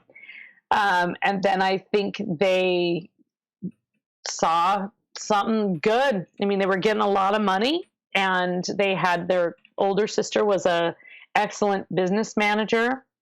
And again, this was a means of freedom. This was like being on stage without having to be the most beautiful actress or having the voice of an angel. This was a life that you could live on the road and be successful without having to do what your father tells you to do. So I could see the appeal of that. Let's get to mermaids, because I know Goddess Michelle is waiting for this on Twitter at #SpacedOutRadio. Female mermaids have played the sirens and have played the vicious attackers in playing with men's hearts. Well, let's talk about that for a minute, because I think it's very interesting when we think of mermaids as these sort of temptresses. I think that in itself creates a view of how we look at women in terms of the folkloric record and spirituality and sensuality and magic.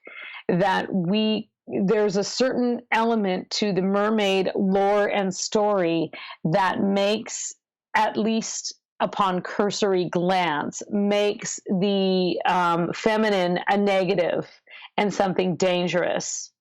But when you dig a little bit deeper and dive a little deeper, and you really get into the idea of these magical creatures, there are mermen as well who are just as vicious, but you also can understand that there's a relationship with people and water. So, nations around the world from time immemorial have had some kind of variation on a half human, half aquatic creature, and it has historically almost always been female, because it is equated with the divine feminine. So in a way, I think some early cultures understood something that, modern scientists have been trying to shouting from the rooftops, the evolution from water, from the primordial ooze. These are things that we understood to have evolved from the divine feminine. And what is more feminine than water? Water is completely controlled by the moon. The tides are controlled by the moon. The moon is equated with femininity and night and inner thoughts. And so too are mermaids. They are our deepest, darkest thoughts, and yet they are also this kind of incredible, sensual, and effervescent idea.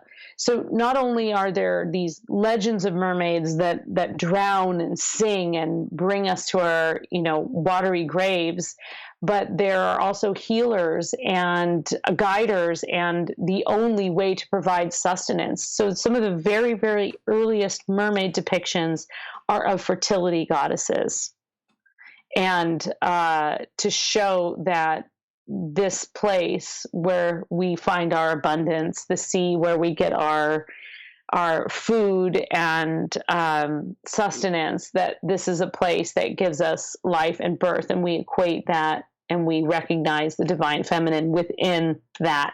So I think that is the very core. I know Goddess Michelle's going to like this too, but that's the very core of that aspect of mermaids and aquatic beings. As we evolve with mermaids through time and through folklore, we do find a lot of danger. We do find a lot of temptation. To me, mermaids are that moment when you are completely lost in the rhythm of the sea and you're a little disoriented and you're also oxygen deprived. And that's a moment when you can see anything. Your eyes are open to anything. And that's when you might see a mermaid, which will probably rise you to the surface and save you. So we have an evolution from something that really actually had feet at one point, always had breasts and beautiful hair, evolved to something that looked more like a classic model, but was casually sitting on a rock. The elusive feminine that we're chasing after for, whatever your reason. The other thing is that mermaids, okay, there are mermen. There are lots of stories of the Merrow, the legendary, horrifying, vicious toothed beings that will grab you and drag you into the tide. But the stories that exist today are almost all of men falling for some half-naked woman tumbling into the sea. You do not hear stories of women falling half-naked, tumbling into the sea after a man. It's always the other way around, that the man sort of like innocently walking along the beach, and then this temptress just appeared. So I think there's a lot of things metaphorically we can think about with our relationship with women and folklore in general. And thank you for allowing me to go off on this, because it is Women's History Month, and usually we just talk about the good spooky creatures and things like that, which are my favorite things. But I do think with mermaids, and I know that I've actually talked with Goddess Michelle about this kind of idea of where we place our femininity and how we look at mermaids as these elusive, magical creatures, and kind of how we look at women in folklore in general. So, not trying to ruin it or anything, but sometimes we look at things in a sort of classical Disney fashion, and we don't realize that what they're really representing. And I say that in complete defense of the idea that mermaids are dangerous and terrifying, just as women are dangerous and terrifying. And, get used to it, because that's not going to change. No, and it shouldn't. And, with the mermaids being known as temptresses and everything, there is a romanticism with them within Hollywood, within cartoons like The Little Mermaid, and so on and so forth. I mean, they have projected this romance around them. So I don't think you could get around that. It's much like in the last 20 years, Hollywood has really defined aliens for the most part as being very evil species. They've become romanticized. Yes, very much so. And I actually embrace that. I like all the iconography of the mermaid and the evolution and de-evolution of the mermaid, but I do like to think about it on other levels. But the romanticism doesn't necessarily bother me. I think it's, I think it's great. I think that I have been in the sea enough and done enough diving and swimming to know how quickly you get disoriented, how quickly the kelp can look like hair, how quickly you think you're next to your diving partner and they're 500 meters away, how quickly things change in the sea. And the stories that we have are of people who have survived those situations and are retelling them in allegorical ways, metaphorical ways, or just retelling them as they saw them, because of the experience they had. And so it's not unlike somebody having an alien abduction story. You don't, at first you kind of tell it in careful ways because you don't want anybody to think you're crazy. And then finally you just say, all right, okay, so actually what I really saw was a mermaid. and I think it saved me. No, mermaids, hey, people have seen them. They've seen them in all waters, cold and warm and tropical. I know Vancouver has very, very cold water, yet right around the British Columbia coast, there are lots of reports of mermaids coming around over the years. And it's not that far away. We're not going back a couple hundred years. We're going back maybe 50 years or less. People Absolutely. are still seeing this. And even anytime you have a body of water, whether it's a large body of water like a loch, or you have a river or the ocean, the sea, there are always spirits associated with that. You might have a well that has good water, and if the well starts to dry, you make an offering to the fairies that overlook that well. I mean, these are kind of these safeguard measures that people take all around the world. It's not just about whether or not you turn on your faucet. So anytime you have a body of water, you might have serpents or other kind of magical creatures. You may have mermaids. You may have other kind of guardian spirits, and it makes sense because we rely on water. We rely on water to survive. And so because of that, it completely makes sense that these are places, just as with mountains and our association, or the forest and our association with these other animals that live there and beings that are out there. Those things are sacred, and water, because it is such a sacred thing, we take it for granted. We get it in plastic bottles, which we then chuck into the water. It's like, guys, this isn't working. But we take for granted how much we really, really need that. And it makes perfect sense to have something that watches over that and that is associated with that and may guard it fiercely. It may guard it fiercely. You may be at risk if you go, dabbling around and trying to, suck something out of the lake you shouldn't. Germs, man. Germs. That's what it comes down to. Terrible germs. Hands, people. Yes. Don't drink that water. Don't drink that water. Unless you got one of them filtration systems. I watched a guy do that in the river one day when I was fishing. I was like grossed right out. I totally was. You're like, don't you know what I just did upstream, brother? I was totally. No, I never did that. But I was totally grossed out. I'm fishing beside this guy in the river, and all of a sudden he pulls out one of them charcoal. It's like a thick straw, but it's got a filtration system. Oh God, he just started drinking the water right there, and I damn near heaved.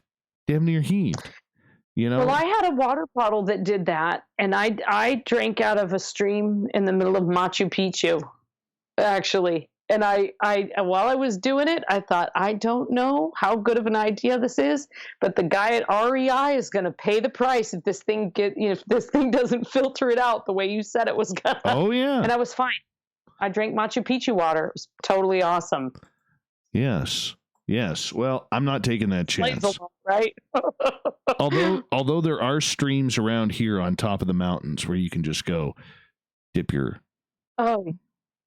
Here where I live too, you could, if you go out just a little ways in Lake Superior, you could just dip your cup right in there. Yeah, pretty beautiful. Just don't do that in Flint. That's for sure. Don't do that in Flint. Well, That's nowhere near the big lake. Exactly. Either way, Varla Ventura is our guest tonight on. I know that was bad. Varla Ventura is our guest tonight on Spaced Out Radio. Her website, Spaced Out Radio. Oh, that's my website. Her website, varlaventura.net. She's got me all flustered here. I know there's some questions lining up. I will get to those with Varla, and we're gonna wrap it up with some vampiruses. Is that even a word? Well, if not, sure. It is tonight. It is now. It is tonight. Varla Ventura, everybody, on Spaced Out Radio, coming up in hour 3. Awesome. Awesome. That was funny. Yes. Well, you know, hey, Flint's closer to you than me, so. Oh. So, listen, what was really funny about this, there's a YouTube delay. Yes. And during the last, sorry, dropped my earphone. During the last break, I kept looking over at my phone where I have the live stream, and you were just sitting there. And I thought, well, I thought you said you had to let your dogs out. Oh, and you hit pause, didn't you? I thought, wow, this guy really wants to hear what I have to say so much he's going to neglect his dogs. Which reminds me, I got to run because they are scratching away at the door here. You just let's all let our animals out. You get to chat with the audience and tell them about more cards. Pull another card for them. I will. I'll pull another card. I'm actually going to go let my cat out because the cat's in the room with me, and I can tell that he wants to go out. I let my cat Victor, my beautiful cat, and then I'll be right back, and I'll grab the deck as well. So there will be silence for you guys for about 30, 40 seconds. Everybody hum.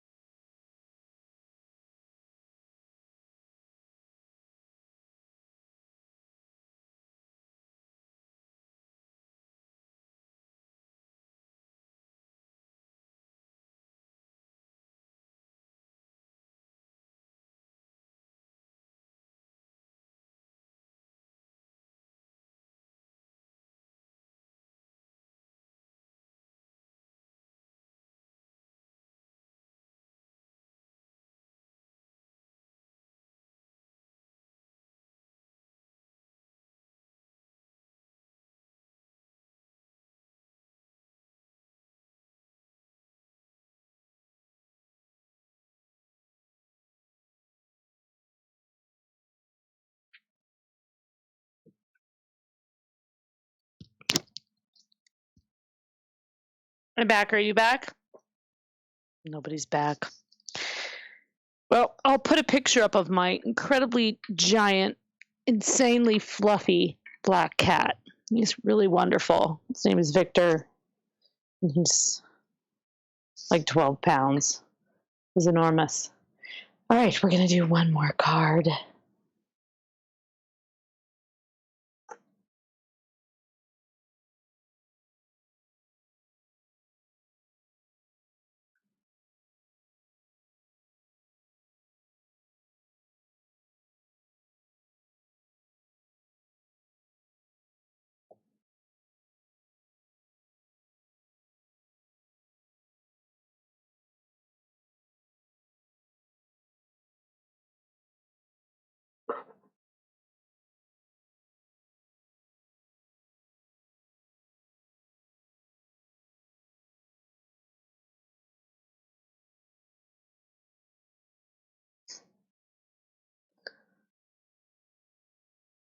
Well, I pulled the futility card, people. And it was not upside down this time. Oh, it's actually kind of a lovely card. So I pulled the Seven of Swords, one big sword, and a bunch of small swords. So that means that there's one greater message and 6 lesser distractions that are not part of the big picture, which has to do with your internal feelings. So if that means anything to you, great. It means something to me.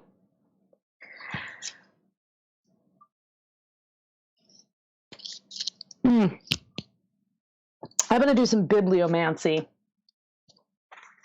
because I don't like awkward silence. I'm going to do bibliomancy with Adrienne Rich. So she's a poet. This is from her collection, Diving into the Wreck. Kind of goes with the mermaid theme, 1971 to 1972. And I'm just going to, if you don't know what bibliomancy is, it's where you just randomly flip in a book and then point your finger to a word, and it means something. So I'm going to do that with Adrienne Rich, and we'll read a passage from her. Okay, I'm back. Okay, I'm doing some bibliomancy. Okay, cool. With a collection of poems by Adrienne Rich, who died recently, actually. She's an amazing poet. And this particular collection is 1971 to 1972. It's called Diving into the Wreck. And she's really one of my favorite poets. So I'm going to do some bibliomancy here. Oh, so we got For the Dead. How much time do we have? We have 2 minutes. I'm going to read this whole poem then, because I read this. This is actually the second time this has come up for me in bibliomancy, because I actually bibliomancy with this book a lot. It's a great poem. It's called For the Dead. And to clarify, this is Adrienne Rich's poem, not mine. I dreamed I called you on the telephone to say, be kinder to yourself, but you were sick and would not answer. The waste of my love goes on this way, trying to save you from yourself. I have always wondered about the leftover, energy, water rushing down a hill long after the rains have stopped. Or the fire you want to go to bed from, but cannot leave, burning down but not burnt down. The red coals more extreme, more curious, and they're flashing and dying than you wish they were, sitting there, long after midnight. Man, I love her. Great. She wrote that in 1972, I believe. That is beautiful. Yeah, good one.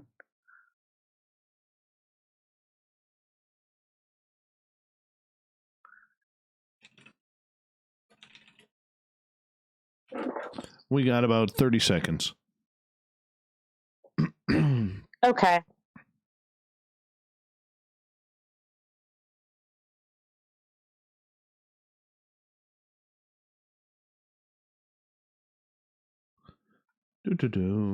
I'm having fun tonight. Thank you.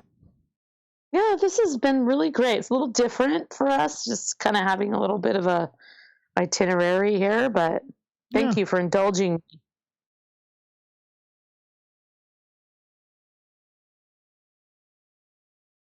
All right, here we go. Music's on. Connect with us. Head to spacedoutradio.com for all your latest show info. Here we go. Now, back to Dave Scott and SOR. Welcome back to the third and final hour of Spaced Out Radio tonight. I am your host, Dave Scott. Thank you so much for joining us. We appreciate it. Hi to everyone listening in on our terrestrial affiliates. Our brand new one in Bellingham, Washington, KZAX 94.9 FM, KDUN AM 1030 in Reedsport, Oregon, KZFX 93.7 FM in Ridgecrest, California, WQEE 99.1 FM in Newnan, Georgia, and UPRN 107.7 FM in New Orleans. On the digital side, we're proud to broadcast on Kingdom of Nye Radio and Revolution Radio. Remember, all of our archives are free, along with viewing us live now on YouTube at youtube.com/Spaced Out Radio. Do me the favor, hit that subscribe button. The Desert Clam, who's celebrating a birthday tonight, has set the password in the SOR Space Travelers Club. Plerophory. Plerophory is your password. Use it wisely, Space Travelers, as the Clam has set the password each and every night right here on Spaced Out Radio. Our website, spacedoutradio.com, where we have a plethora of features for you. Rock out to Bumblefoot, read up on Captain Shirk's SOR Newswire, and much, much more. For the final time tonight, we introduce Varla Ventura, who comes in every couple of months to talk about all things weird, strange, folklorish, legendary. Her website, varlaventura.net. You can find all of her books on Amazon. Varla, welcome back. Thank you. You're welcome. We're glad to have you here. We are. I love it when you come on in. To not make you regret that. All right. Good. All right, here. Let's see here. Let's get to some questions because I know some audience members are waiting. Nikki is asking, Varla, what's your take on mermaids, which may be alien? Well, I mean, certainly the Atlantis theory is that there's some kind of, mingling of off-planet and ancient mermaids. But I don't necessarily think, I feel like mermaids are of this planet and are part of this planet and have evolved simultaneously with us. So I guess when I think of aliens, I think of, creatures that live on other planets. So I consider mermaids part of our planet because they live underworld. I know there's some theories about aliens kind of coming here and creating mermaids or creating a hybrid race, and that being kind of becoming Atlantis and then them being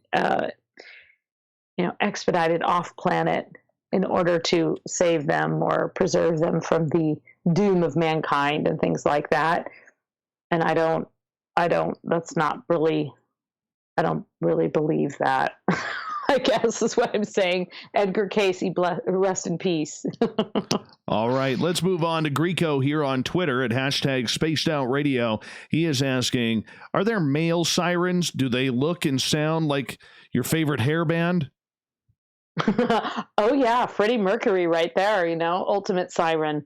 Well, just to be perfectly clear, we use those terms interchangeably, sirens and mermaids, and we do use them interchangeably, and they are often a siren of the sea. Technically, a siren would be part bird and part woman versus a mermaid, which is part fish and part fish and part woman. But as far as the idea that both of them are able to enchant with their voice, there are absolutely accounts of men doing that. There are many mermen that are usually, mermen traditionally in like a lot of the Irish folklore, they are pretty sort of loathsome and dangerous, but there are other accounts and certainly of men that have the same kind of quality to their voice. So it's not exclusive to women, but I think it is more largely associated with, and I shouldn't even say women, I should say female or the feminine. All right. Let's go over to Andrew's question on Twitter at #SpacedOutRadio. Varla, could the stories of mermaids come from the ancient concept of Venus, the Roman goddess of love, sex, and beauty?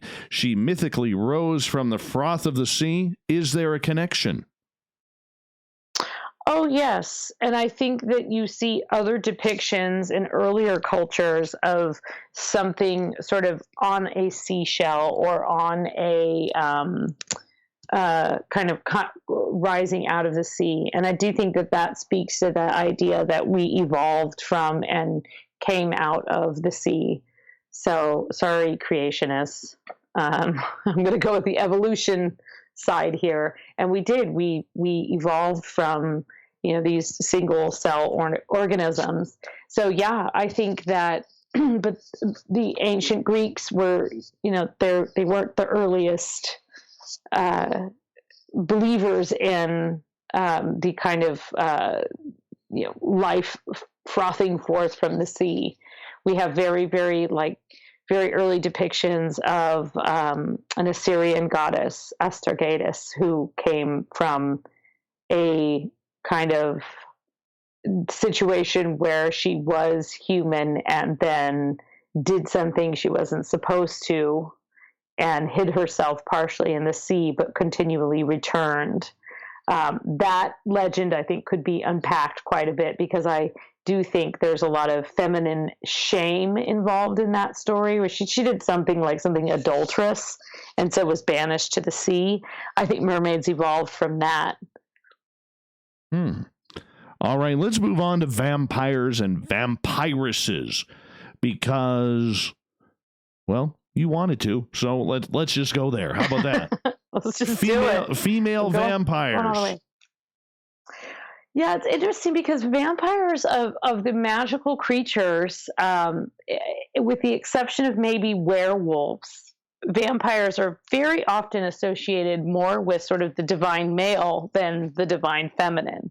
You think of you think of Dracula and these kind of iconic vampires that have evolved over the last 100 years or 200 years in our popular culture, and they're frequently associated with men, very attractive, very alluring men. But there's a lot of connection with, again, that sort of fearsome and confusing blackness of the divine feminine that you can see in vampire legends. So one of my favorite vampire stories is this wonderful story that was written in, I think, the early 1800s, and it's about a priest. It's incredibly risque, actually, and it was published first in French and wasn't published in English for another 20 or 30 years. And even then, I have a feeling that the way that they sort of translated it, they downplayed it a bit. But essentially, this priest, at the moment when he is about to take his vow to serve God eternally, feels this breeze in the church, and the door opens, and this woman walks in. Her name is Clairmont, and she is this incredibly beautiful woman who the priest takes his vows anyway, and he continues to be completely obsessed with her. And spoiler alert, in the end, the whole time not the whole time, but in the end, she's dead. And it's basically, there's some like a little bit of necromancy, a little bit of necrophilia going on there with this priest who becomes completely obsessed. That is one of the earliest written vampire stories that we have in kind of more modern times. I think there's a lot of people that I know. Now, I'm not as into vampires as some people I know. I've got some like real diehard living vampire friends, and they'll talk to you about some other goddesses, such as Lilith, who is this beautiful goddess who is associated with the darkness, and you might think of Lilith Fair actually when you think of Lilith, but that is named for the goddess because she is darkness and beauty and feminine and very empowering to women, and is pretty frequently depicted with pale skin and dark hair in a way that we think of vampires. Some people say she's a demon, and we have heard that, as long as women have heard that as long as they've been alive, that you're demonic or a temptress, and Lilith sort of embodies all of those things. And so many vampires and ideas of vampires, of female vampires, came from this idea of a succubus, of a didn't we talk about a succubus the last time? Oh yes, I was on. You said you had a friend who had a succubus in his life. Oh yeah, she was horrible. I think that what I have learned from the modern vampire community is not unlike what I have learned from any kind of like the modern bondage community. And that is that in order to have a succubus, right, in order to feed upon someone, one must have a donor. And so with the idea of a vampire kind of taking from someone, someone has to be willing to give that. Now there's irresponsibility, right? So there can be people who are unwielding with their power and kind of, taking the life energy or the blood or whatever it is without consent. But when you think about in particular, the blood aspect of vampires and the idea. So women are not, and I'm going to just say this, women are not as obsessed with blood as men are, because we bleed all the time. So we're used to it. So we don't have quite the obsession with it. And yet we do understand that it is associated with a very sacred time and a real cycle that surrounds the moon. And so vampires and the idea that you're taking blood really, I think, goes down to the association with blood as something that is sacred and feminine. So at the core, there is something incredibly feminine about vampires in general, be they male or female. And I don't think a male vampire, at least the ones I know, they won't argue against that. They have embraced that femininity in a way that sometimes makes other people uncomfortable, but really does speak to trying to create that balance within oneself. So there we went. Yeah.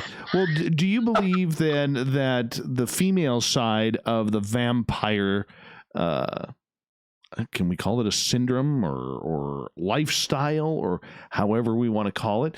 You know, when we look at everything, we always think back to Dracula, and we know they're the real version of that until Bram Stoker came out with the original. But we never hear much in history about the female vampiress taunting people, and especially men and maybe even young lads, to try and take their own lives, bring them into the other side as well. Well, now the what we think of as Dracula, the character of Dracula, is based essentially on two legends. One is Vlad the Impaler, who was this fearsome,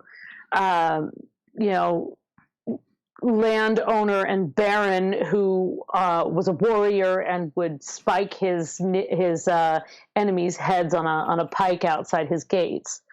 The other legend that comes from the same part of the world, from sort of the Transylvanian area, is Madame Bathory, and she is a woman who was said.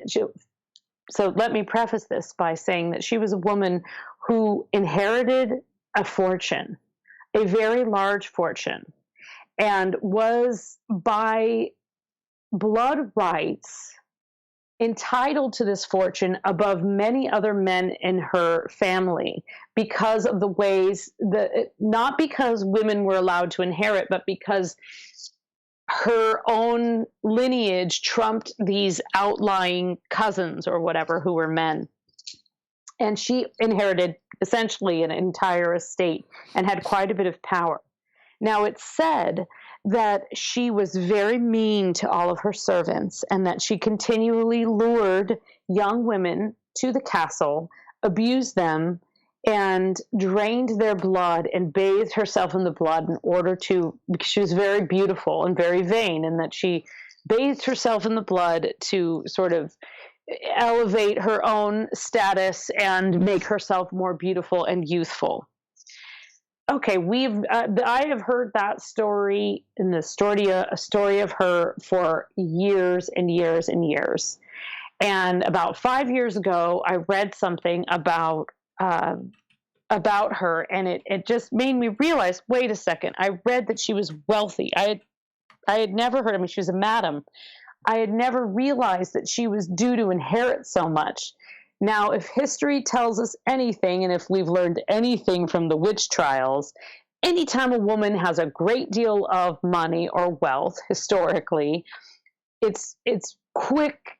What you do is you say that she poxed your child, or she ruined your crops, and then you find the evidence against her. This is pretty much, in my opinion, what happened to Madame Bathory. She was arrested eventually for being this murderess, and she was confined to a castle. And I believe the story is that she was walled up in a castle and eventually died there. Now, I don't know if that part of how she died is absolutely true. But there are holes in the story that I never noticed when I was younger, and I was kind of thinking about this like horrible serial killer. And I thought, I know a lot of people that haven't, maybe they didn't quite fit into society. And then the next thing you know, someone's accusing them of shoplifting, or they're the ones who set the barn on fire. But it wasn't them. But there's just enough doubt about their character that you can accuse them of that.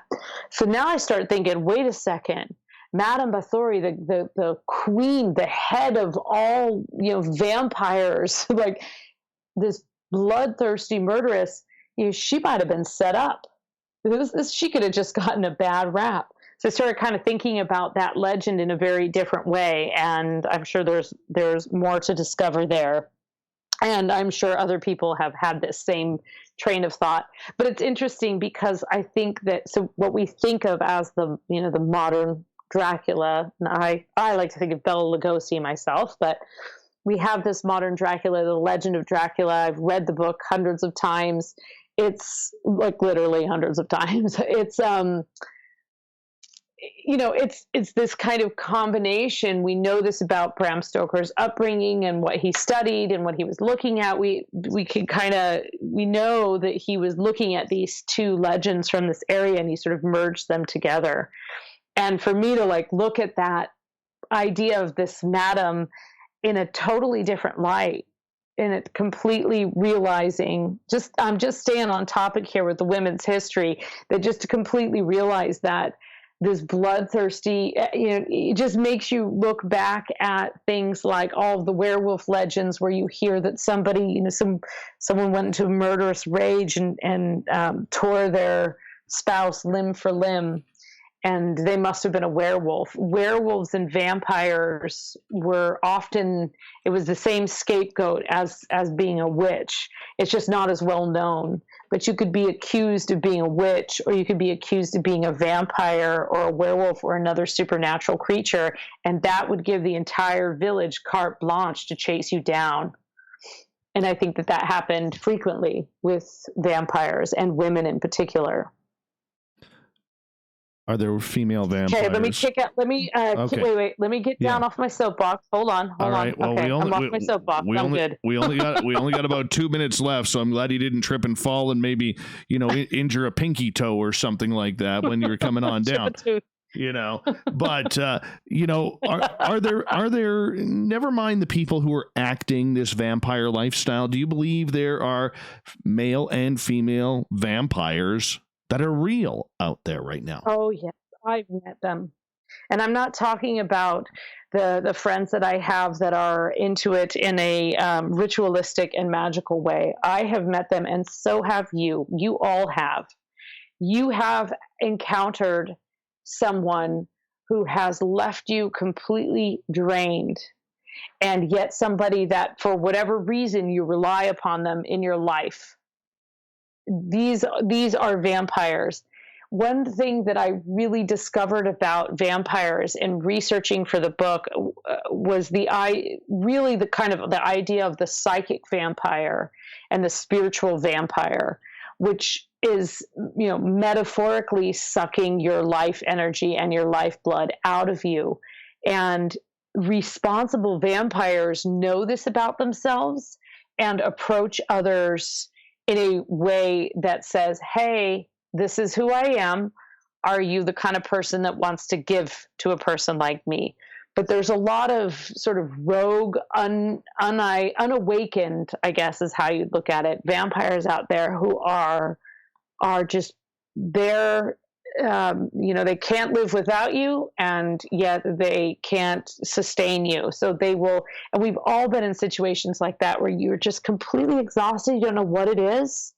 You don't know what you did. You thought you had a productive conversation, or you thought you were going to go into it, with something in mind. And for many of us, it could be, employers or partners, there's a lot of that. So, yeah, I think because just that evidence alone in my own personal life and daily life has convinced me that vampires are real. Can you drive a stake through their heart? Who knows? No, you can't do that, Dave. Oh, well, too bad. Varla, thank Only you. in your mind. I know. Varla, what a pleasure. We will talk to you at the beginning of May as you come on every couple of months. I look forward to Delightful. that. VarlaVentura.net is your website. You were amazing again tonight, my friend. Thank you so much. Thank you for having me. I really appreciate it. Anytime. Coming up next, we have the SOR Newswire and the Thought of the Day. Stay tuned. More Spaced Out Radio coming up. Varla Ventura, everybody. Let's give her a clap.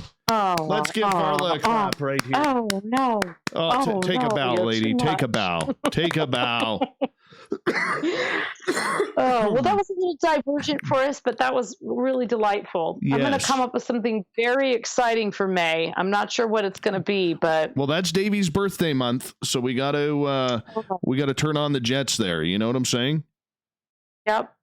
We'll have fireworks in the interim. Sure. I gotta figure out what I'm gonna do with my camera here because I don't like this camera angle. It's like like I'm hiding behind my I'll tell you microphone. something. I've learned you need the camera above you just slightly.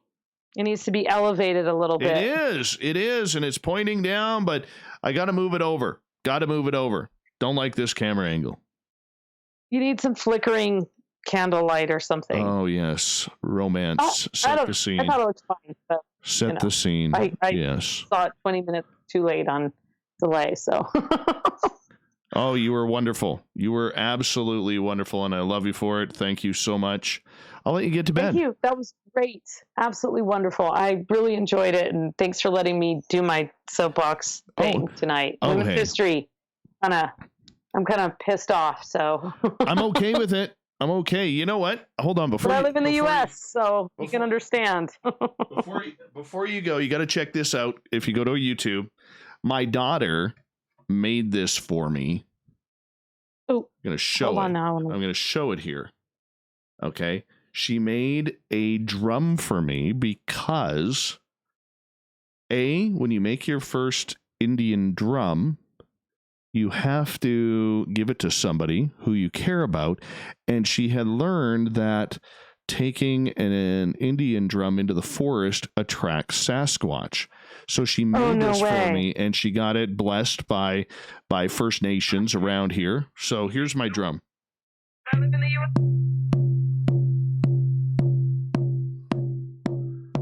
I can't wait to take this out into the forest.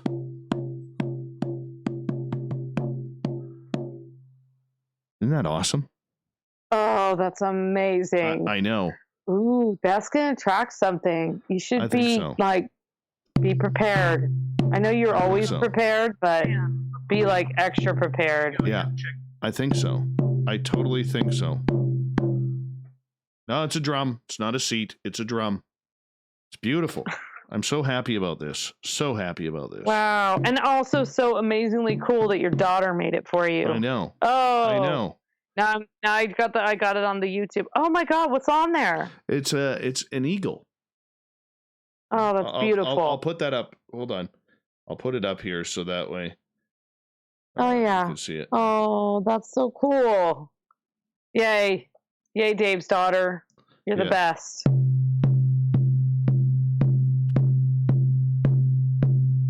Oh yeah, it sounds fantastic. Oh, that's nice. Wow, that sounds really good. I know.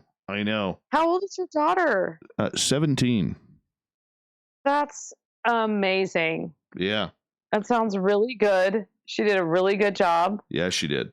I've actually tried to make a drum before and I sucked at it, so I really appreciate how good that sounds. Even with the sinew on the back. Like this is like that's the beauty of living in Did she make you that little tom-tom to hit it with too? Yes, she did. Wow. Yes, she did. Aw. Man, kids are great. Oh yeah. Anyways, my dear, I wanted to show you that before you go because I thought that was kind of cool. Tell your daughter it's amazing. I will. We're gonna. Love it. I'm taking it out into the forest. I'm gonna bang some drum because I don't want to work. I'm gonna go bang on my drum all day, and and I am going to hopefully attract some Sasquatch or some aliens with this. Cool. Oh yeah, you are gonna attract something. It could be like some super amazing spirit too. It's just gonna like ooze all over you and bring you great wealth and happiness. Very proud of this. Very proud of this. Privatist, man. Don't worry.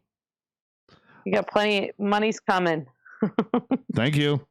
I got to run here because we only have about 2 minutes, and I got to put the drum away and everything like that. But you stay beautiful, stay awesome.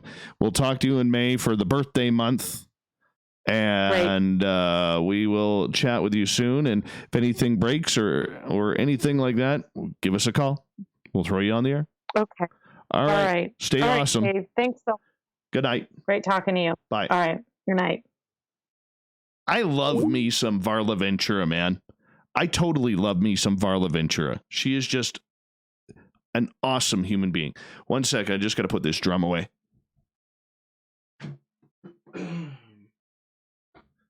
Not trying to bang my drum in your ears, but I'm actually kind of proud about that. Very proud about that. So up here, before you can give a native drum away, you have to be able to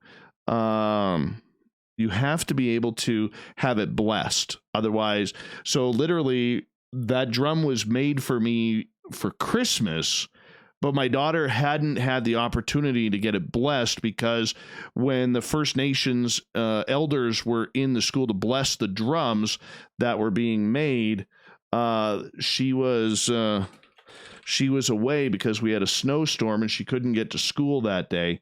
So she had to wait. And finally they got it done. So that's kind of how I had to wait a couple of months here. But wow, that is totally worth the wait. Totally worth the wait. Very happy about that. And more from around the world. Relaying the stories to you. 25 seconds away. Hey, everybody on YouTube.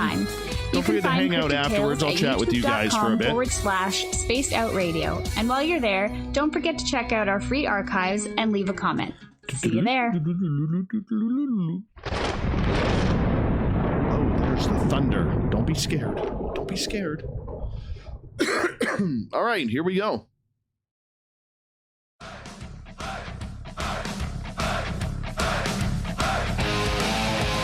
We rounded third. We're heading for home tonight on Spaced Out Radio. I am your host, Dave Scott, sitting in the captain's chair of SOR headquarters, welcoming all of you to us. I want to remind all of you that if you've missed most of this show or others, you can check out our free archives at youtube.com/Spaced Out Radio. Do me the favor, hit that subscribe button. Our website is spacedoutradio.com, where we have a plethora of features for you. Rock out to Bumblefoot, read up on Captain Shirk's SOR Newswire. Yeah, we got lots of things going on. Back to YouTube for a second. If you are listening outside, you want to check out our show live. We are now broadcasting live on YouTube. This is night number 2 now. Night number 2. All right.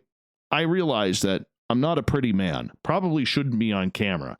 However, the masses wanted it, and I always listen to the masses. Here we go with the news.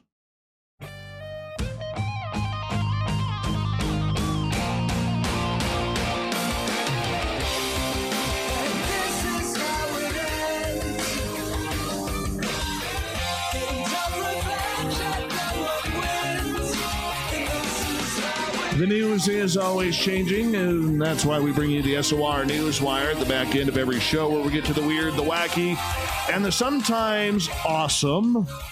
Nashville-based guitar maker Gibson wants to help musicians impacted by the deadly tornadoes that struck Middle Tennessee earlier this week. Gibson Gives, a nonprofit wing of the global guitar brand, plans to donate guitars to players with damaged or destroyed instruments as a result of the early Tuesday storm. Guitarists needing instrument replacement can reach Gibson Gives recovery plan at donation.request at gibson.com. Guitars will be provided at Gibson's sole discretion based on proof of damage or loss, the release said. Replacement guitars may be demo models, prototypes, or shop worn across Gibson's family brand of guitars.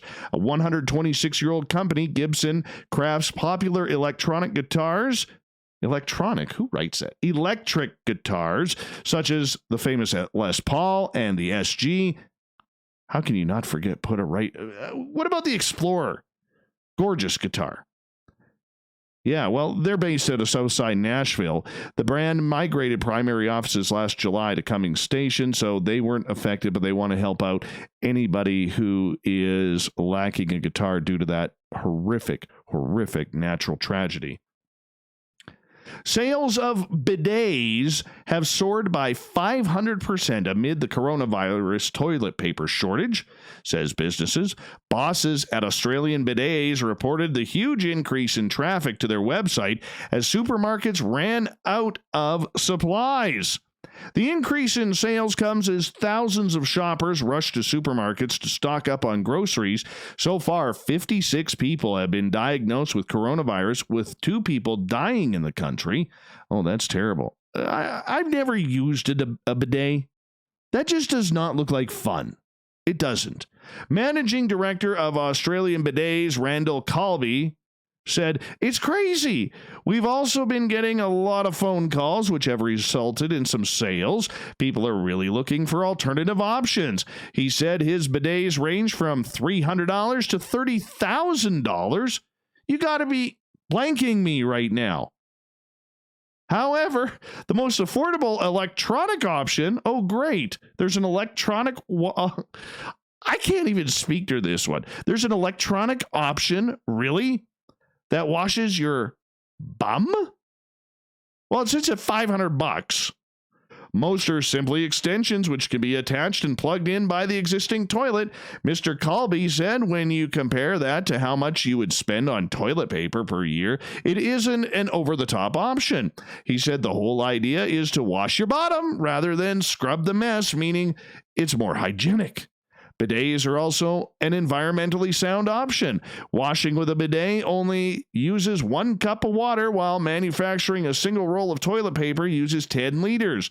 He says the demographic of buyers has changed since he started in the business 16 years ago. Back then, the customer profile was mostly elderly or disabled people who needed a carer to wipe them, so they would have more independence. Now, people want it as a lifestyle change in order to make sure they are hygienic and healthy. They also want that nice, clean, fresh feeling. Yeah, Colby went on to say using a bidet is a life-changing... Oh, come on. It is not a life-changing experience.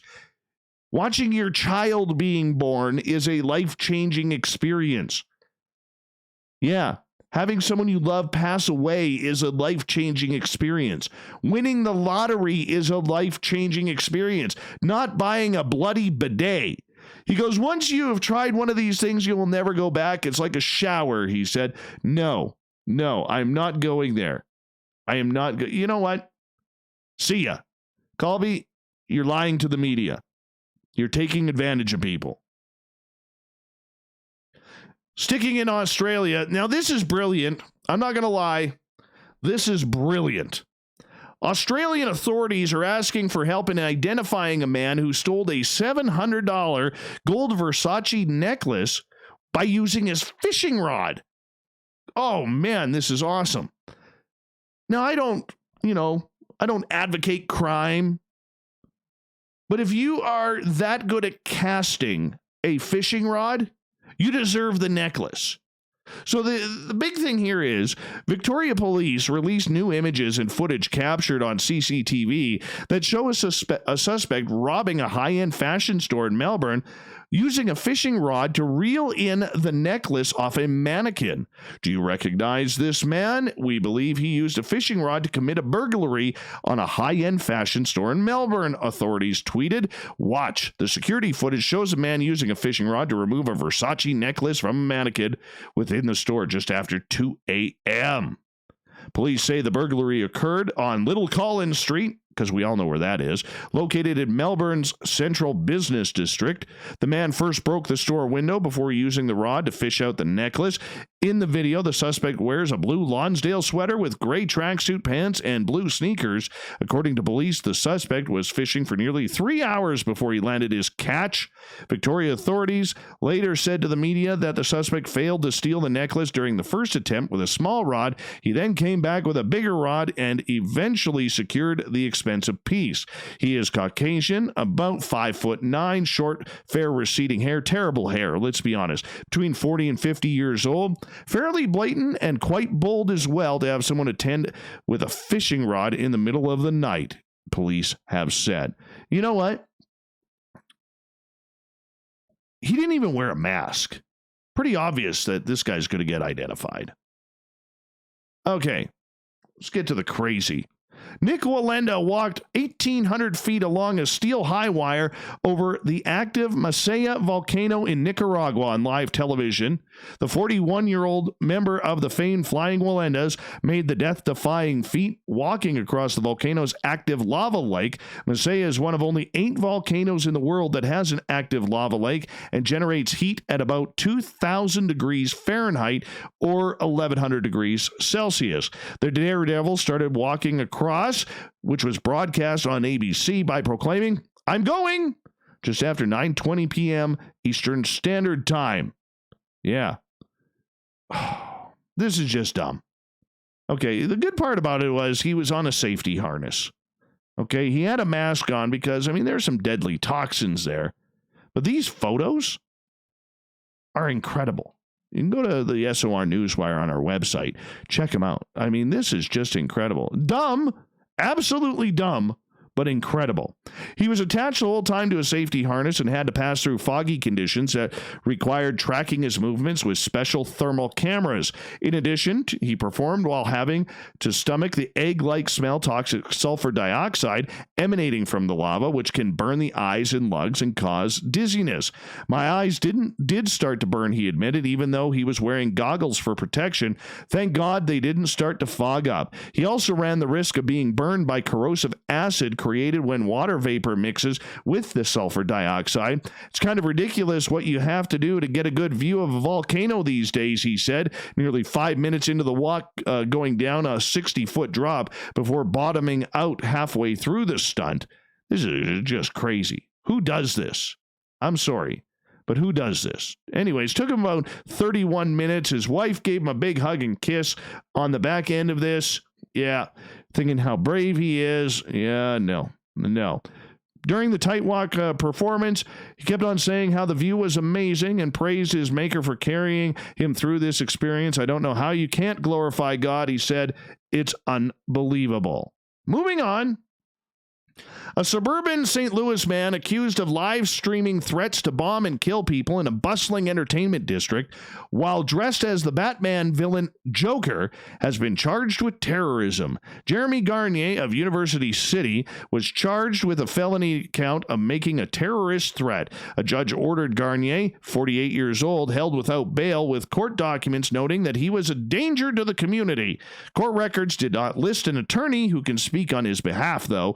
The charging document doesn't indicate whether he was in possession of any explosives or was otherwise armed, and the prosecutor's office didn't immediately return phone calls to the media. Police responded Monday night to the Blueberry Hill restaurant and music club in the Delmar Loop neighborhood after receiving a call about an active shooter. According to the charging document, charges said Garnier was making threats while dressed as the Joker. And you know what? Honestly, he did a bad job dressing as the Joker. They should throw him in jail just for the bad paint job that he did on his face. Not even good. It's pretty easy to tell that he's not the Joker. Anyways, he live streamed for nearly an hour, posting it to the Facebook account. Jeremy Joseph Garnier shows a man dressed as a Joker, complete with makeup, which was terrible, like I just told you, talking to the camera in a bedroom where he was putting on a costume. He's later seen driving his car, smoking a pipe, and going to the St. Louis Galleria shopping mall in Richmond Heights, where he stopped by security and asked to leave. The video then shows him talking about ending the country's opioid epidemic before he enters the venue and orders a soda. Wow, you think he might have been on some opioids for this, but we'll never know. Anyways, he's in jail. He was handcuffed. and was still live streaming when he was handcuffed by police. Okay. Residents of a small village in Italy are loving this. They have had their taps in their houses dispensing red wine instead of water due to a fault at a nearby winery. Locals in the village of Sedicani said the taps in their kitchens and bathrooms were dispensing red liquid instead of water Wednesday, and many quickly identified it from the smell as Lambrusco Grasperosa, a local produced wine. Officials at the winery said technicians investigated and discovered a technical fault had caused wine to leak from a silo into water pipes. The high pressure of the wine leak was enough to displace the water in the pipes, resulting in the spilled alcoholic beverage entering the water supply and the home's nearby residents. The local water board dispatched technicians who were able to repair the issue, causing fresh water to flow again through the pipes. The local council apologized to the residents. Apologize for what? You should be apologizing for turning it off. This is a dream come true for every woman in that town. Some residents even said they bottled as much of the wine that they could that came from the taps as possible before the water flow returned to normal. That's what the city should be apologizing about. An Oregon woman is suing Chuck E. Cheese for negligence after getting her hair caught in a ticket machine for 20 minutes. As Shriana Scott filed the suit against the pizza and entertainment chain, citing pain, discomfort, distress, and headaches after the ordeal at the restaurant in Portland last year. The incident unfolded when Scott visited Chuck E. Cheese brand near downtown Portland. Scott said she was feeding the tickets into a machine to exchange them for prizes when her hair got caught up in the equipment. She claimed she was stuck in a machine for 20 minutes without any assistance from the company before a Chuck E. Cheese employee finally came to her rescue and freed her from it. Scott is now suing Texas-based CEC Entertainment, also known as the Chuck E. Cheese Family Run Center, for damages after the incident caused her injuries, including pain, discomfort, distress, and headaches. Defendant failed to use responsible care in the design and layout of this ticket counting machine to ensure that guests like the plaintiff would not get their hair caught in the... You got to be kidding me. This is what her lawyer, Michael Fuller, wrote. As well as negligence. Who? Who's negligent here? How about having a stupid client, Mike? You have a stupid client. Anyways, the suit claims that the restaurant failed to train staff on how to respond to a situation. How do you train for stupidity? You cannot... People. Anyways, the lady wants $1,000 as well as a jury trial and the installation of warning signs next to machine. You know what? I hope a judge throws this out. I really, really do. Because there's too much stupid in this world, don't you think? Let's get to it.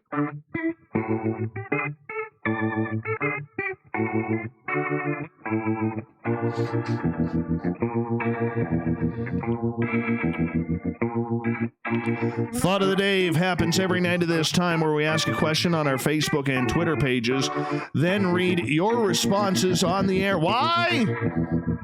I don't know, because we love reading your stories here.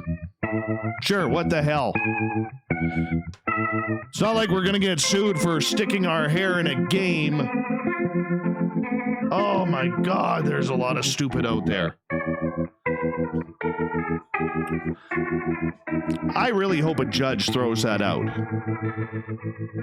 You know, that's like the lady a few years ago who won a lawsuit against McDonald's for their coffee being too hot because she spilled it on herself.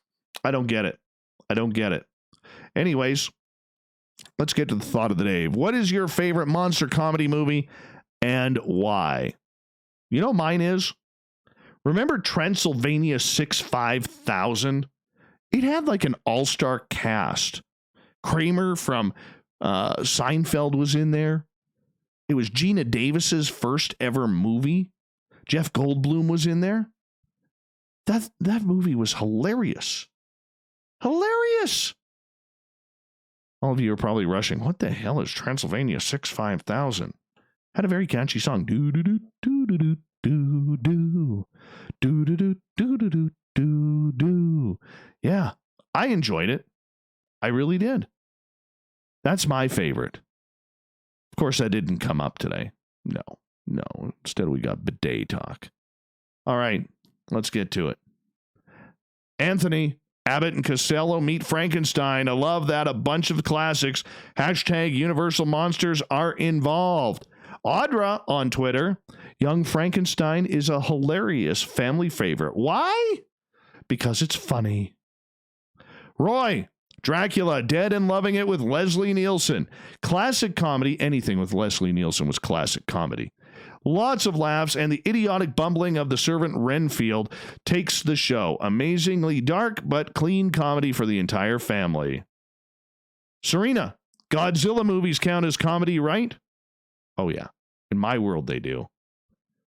And then she goes on, because they're hilarious, totally compensatory fantasy watching a dude in a rubber suit smash small buildings, something I've contemplated a time or two when frustrated with humanity.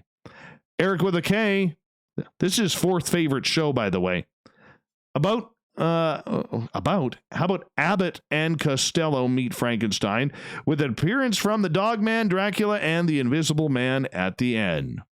Marilyn loves Heart Attack of the Killer Tomatoes. Oh, that's nice. Very, very nice. Okay. Tim, Young Frankenstein, it's a classic with little touches. The hump changes sides on Igor's back. Frau Blucher and the horse whinnying in the background. The blind man serving soup to the creature never stops. Joel's got great hair, by the way. Fantastic beard, too. Met him at UFO Con.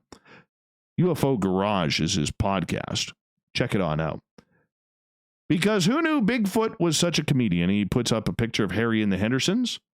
Robert, Nightmare on Elm Street. Freddy has a great sense of humor. Little Richie G, The Gremlins. It had everything. Comedy, cuteness, suspense, action, and death. Debbie, she loved the Goonies. Sherry, I always loved Shaun of the Dead. Chris, Aliens in the Attic. It was just cute and funny. V.E., The Monster Squad. That was a good one. Kick 'em in the nards.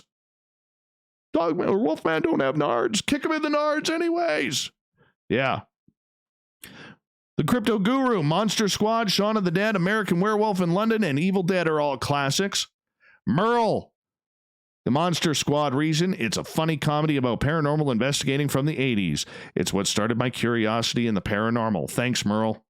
Nick, Ernest Scared Stupid. Why? Well, apart from Ernest being hilarious, you have trolls, a swamp hag, Tom and Bobby, great practical effects, and a pizza throwing machine. William, Abbott and Costello meet Frankenstein. Tony, what a set of... I don't get that one. English. Got to write in English. Chanel, I was at the theater watching Pet Sematary with my best friend in high school, and we laughed through it so loudly we were asked to leave. Gil, Carry On Screaming, and Abbott and Costello. Larry, Killer Tomatoes from Outer Space. Kelly, Critters, it was the 80s Shockley movie personified. Matt, Army of Darkness. William, Young Frankenstein for sure. And that's about it. We'll do it all again tomorrow on Facebook and Twitter. Thank you so much for participating, and thank you, Captain Shirk, for writing it up on the SOR Newswire. Thanks to Varla Ventura as well. She'll be on in May once again. We got Mr. Ron Bumblefoot Thal rocking in the background with Little Brother is Watching. Little Brother is Watching is our theme song, because we get to rock out each and every night to the guitar god himself. Special thanks to everybody listening in at work, at home, in your cars, wherever you may be. Everybody in our chat rooms on Facebook, Spreaker, LGAB, Revolution Radio, the SOR Space Travelers Club at our website, and all the snarkers and snarkettes on Twitter at hashtag Spaced Out Radio. Can't forget you YouTubers as well. Thank you so much. Hey, I want to remind you that this show is copyright by Spaced Out Radio and SOR Media Limited. Thank you so much for hanging out with us. Because together, my friends, say it with me, I want to hear you. We own the night. Mr. Bumblefoot, we need a favor.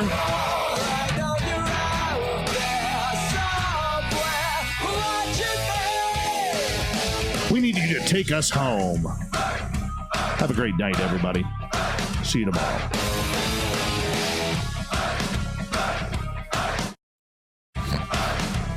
1 second here. I gotta blow my nose.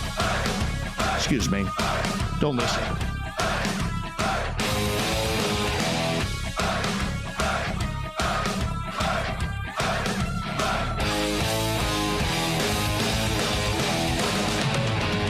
Woo! Another one bites the dust. Who do we got on tomorrow night? Oh, it's our Keith Andrews night. Yes. Yes. We're going peak woo for sure. Peak woo for sure. Once Bitten was good too. Once Bitten was really good. I remember that one. Totally remember that one. Oh. Hi, YouTube. How y'all doing? How y'all doing? See you, Donnie. Want to say thank you to all of you for coming on in tonight. Really appreciate that. I'm just kind of hanging on out here. Isn't Varla awesome? She is awesome. Shouldn't doing everything here. I'm going to change the camera angle and everything for tomorrow. Hold on. Cough candy time.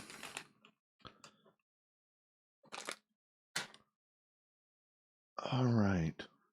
Sorry, just got to shut down everything here.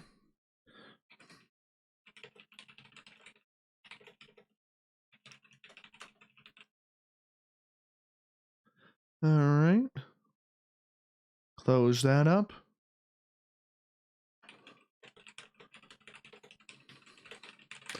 And we'll send that one off. Close that up.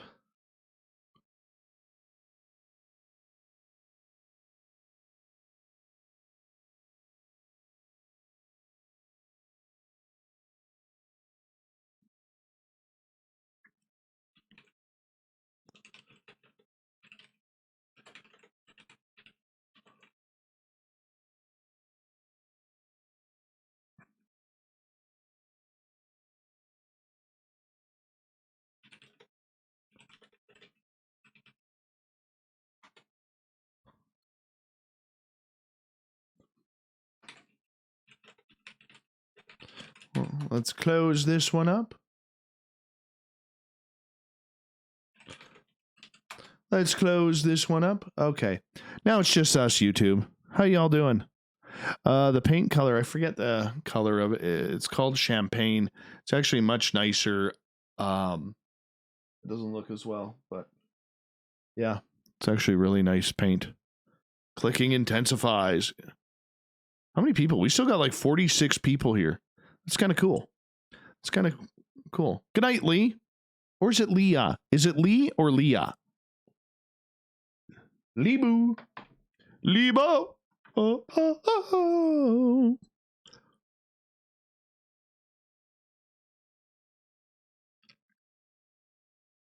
Do, do, do, do, do, do, do, do, do, do. Yeah, I'll kick it with you guys for a couple of minutes. I don't mind. I don't mind. Look how my guitar here shows a green face. That's off my screen. It's actually kind of cool. It's actually kind of cool. Lebo. Oh, whoa, whoa, whoa, whoa, whoa. Yeah, that does look shitty. It does look shitty. I didn't see it from that angle. I only get to see like maybe a quarter of your YouTube screen for my screen. So I'll change that up for tomorrow. See if I can get something figured out here. No orbs yet. Well, I think it's because I only started this. My face in the guitar, though, that's kind of weird. Well, thank you, Paraanthro Audra. It's Lee, as in a glass of iced tea or going to the sea. Okay. But is it like green pea, though? Like you open up a green pea? Dave, you got some serious beach waves going on with your hair. I know. That's all natural, too. It's all natural, too.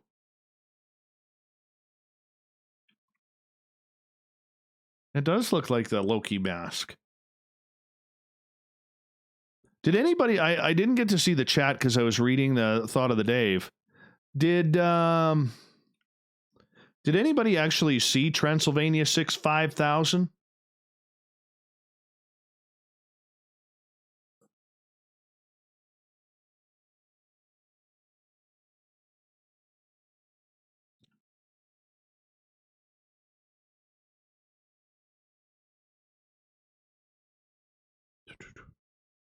Well, Shar, you can't be put back to the show because we're still live here. So, well, thank you, Jeannie. And if you notice, that's just the top. I only grow my hair on the top because my hair gets really long and thick and sore. So I have to shave the sides and the back. It does look nice, though. It is beautiful. I'm not going to lie.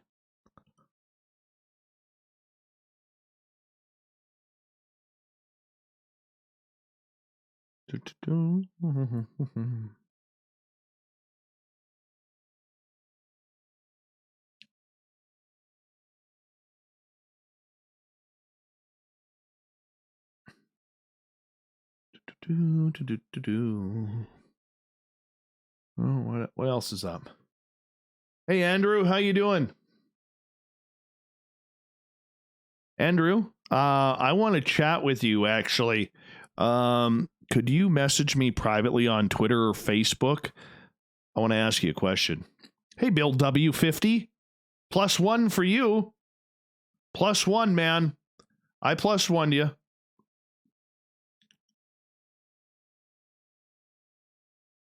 Yeah, I did. Totally did. Let's see here. What else we got? Yes, Ed Begley Jr. I forgot that he was in that. I forgot. You ever watched The Fourth Kind? I actually have. I have watched The Fourth Kind. I gotta see. Sylvania 65000 cast. Okay, so there was Jeff Goldblum, Joseph Bologna, Ed Begley Jr., Carol Kane, Jeffrey Jones, John Biner. Remember him? He was awesome. Gina Davis. Donald Gibb. Remember, he played Ogre on Revenge of the Nerds. Michael Richards, who was Kramer. Norman Fell. Teresa Ganzel. Rudy DeLuca. Inga Appelt. And Bodazar Smiljanek. Bozadar? Yeah. Great movie. Great movie. I haven't seen it in about 25 years, but yeah, good movie.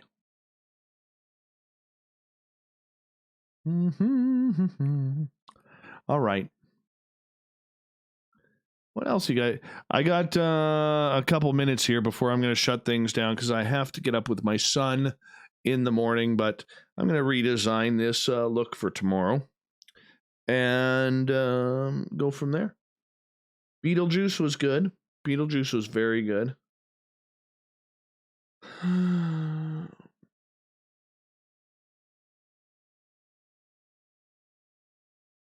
I love the movie 300. That movie just trips me right out. So good. So violent. I'm surprised they never made a sequel to that. I'm really surprised.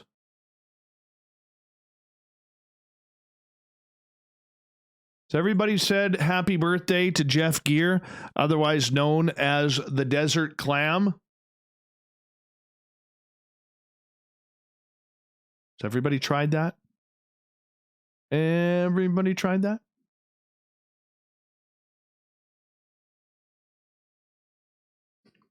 Good.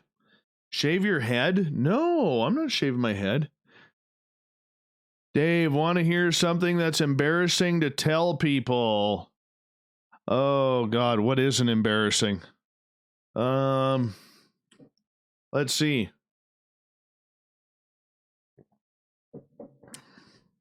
Okay.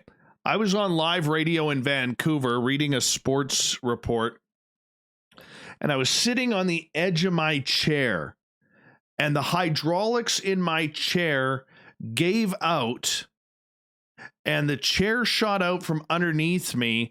My face, as I'm falling down while I'm live on the radio, hits the desk, all while I'm reading the sports. Yeah. And the chair goes flying back, hits a glass. A bunch of people who are in the newsroom come running up asking if I was okay. And I'm like, yeah, I'm fine. That was embarrassing. That was completely embarrassing. That sucked. There is a sequel to 300? I've never seen it. I never was a fan of the Alien movies with Sigourney Weaver.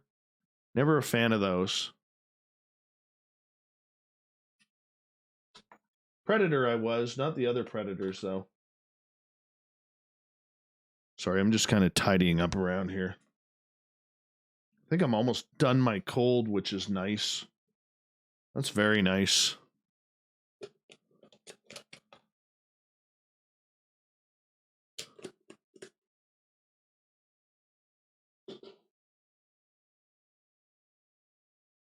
Yeah. So there's an embarrassing story. Let me see what else. They were searching for that alien and all those chains hanging out. No. What else do we got here? I got to figure out a different camera angle. I'm not a fan of this camera angle here. I'm wondering. No, it doesn't have that long of a cord. Could move that over there. But that's going to cut into that screen, and I need to see that screen because of the time, so that doesn't work. I got to figure something out here. I got to figure something out. Hey, Justin, how you doing? Are any fear of the virus up where you are? No. I'm more fearful of getting attacked by deer than the coronavirus.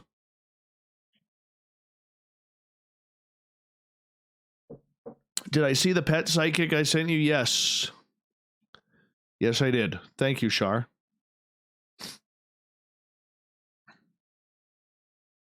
There's my nostrils. I hate nose hair. No, I got to move it somehow. I got to move it. I don't know what I should do here. The stresses of doing this show. Stresses of doing this show. See, I had it here previous, but then it got like really, really close. Hold on. See, that's like way too close for me. I don't like that. I don't like that at all.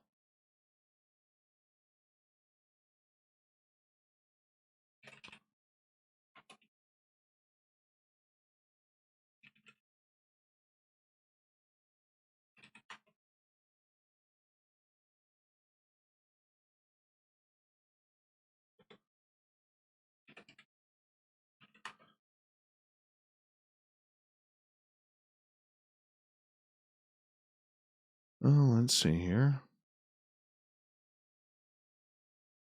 See, and I hate the microphone being in the way. I don't like that. I don't like that at all. And that's just way too close because it looks like I got a fat head. Don't like that. I'll figure something out. I'm going to jimmy up something. I may move the camera more into this corner here. Maybe like right there or something. I don't know. How does that look? Then you get to see like my bookshelf, my guitars, all the cool stuff. And that way, do you guys like that angle? Do you like that angle? Maybe we'll bring it down just a little bit. That did not bring it down. How's that? Do you guys like that angle? Hold on. I gotta wait because of the damn delay.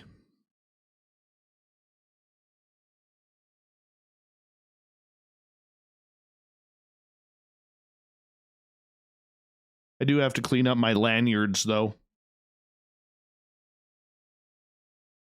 Is that a better angle? Are you guys cool with that? Hold on.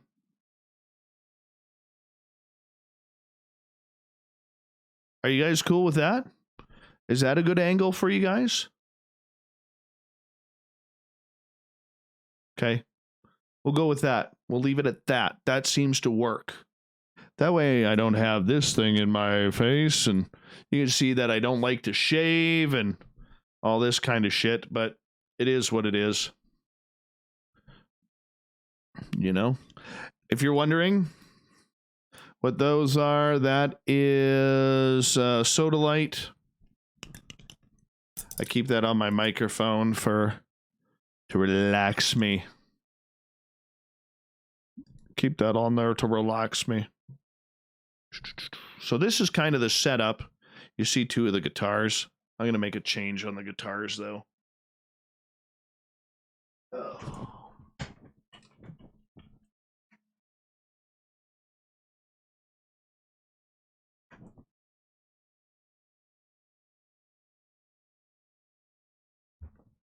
There.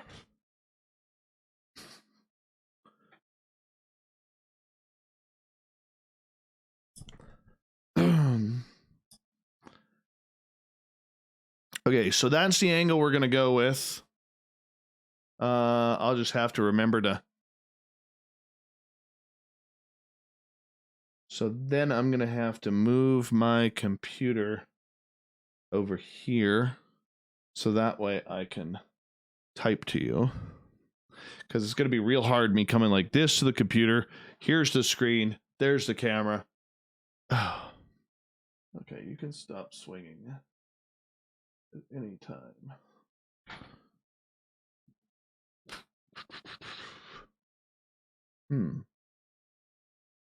I'll have to try out this new layout tomorrow. Yeah, we'll figure this out. And go from there. Put my headphones on the foam. I'll tidy up that area too, because those lanyards look terrible. Those lanyards, just so you know, like right here, those are all from like different conferences that I've attended. Stop looking at the camera. Exactly. Stop looking at the camera. See, my problem is I can't have YouTube, like, I've got like the how can I put this? Okay, the computer that I am running the YouTube on that you're currently seeing me, it's to the side here. And so I have my main computer screens right in front of you here. There's one here and one here. And then yeah. So that's kind of how it works. You know what? We're going to clean this up a little bit. Bear with me. I got an idea. Put that there. Put that down there.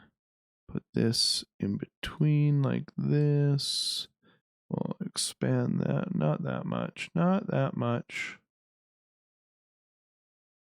Okay, seriously. Not Siri. Put that like that. That.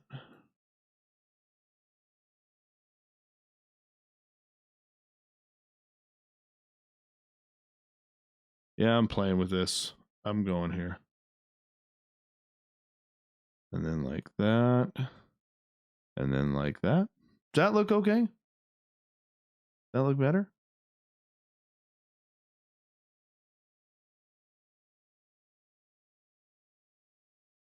I got one laptop running. That's all the YouTube stuff.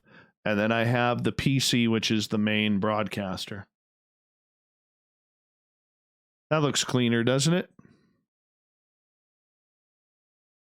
Probably gotta jump up the Bumblefoot one just a little bit.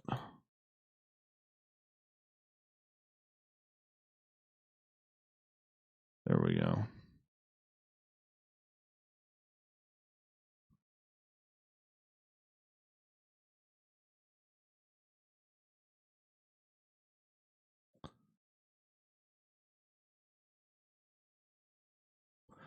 There. That looks good. I like that.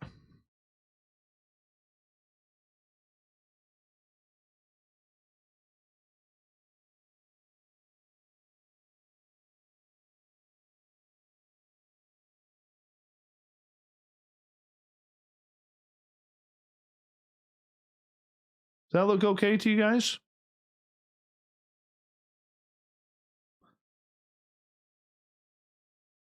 That's Mr. Bumblefoot.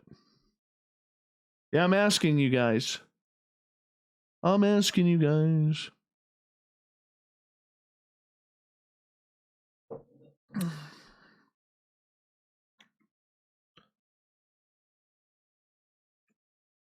I should put something right in here. Let's see if we got anything.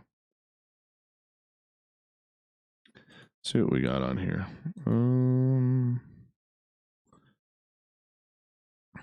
Let's cancel this for right now. Let's cancel that out. What can we put in there?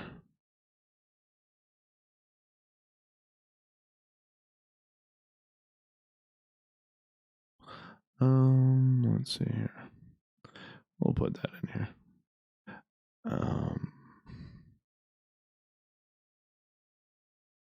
You know, we're gonna go like this.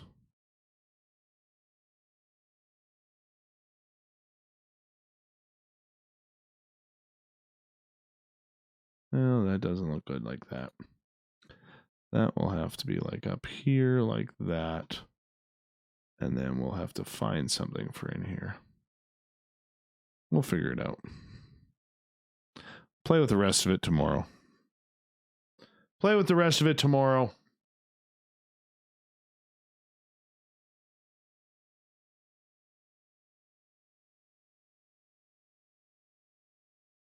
Or we could go like this. Like this.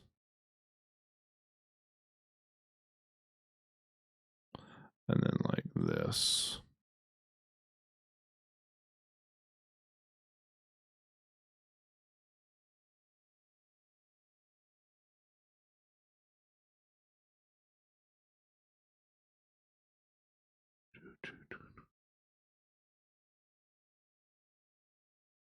I don't know.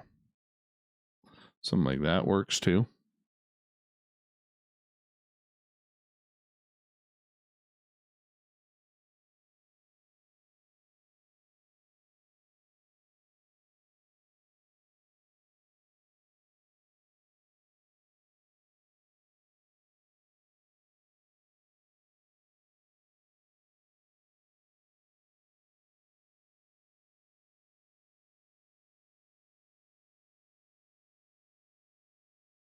That works. I think that works.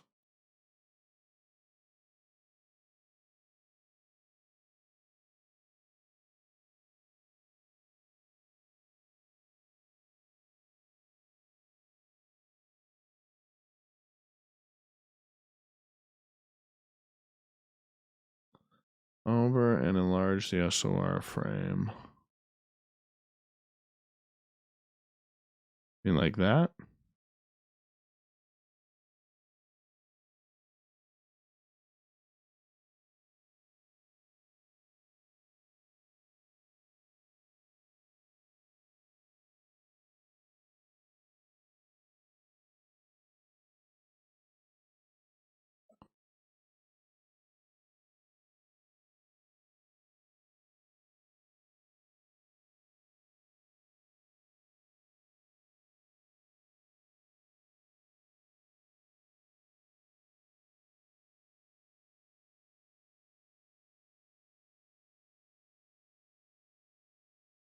Then I got to figure out what I'm going to put on this black empty spot there.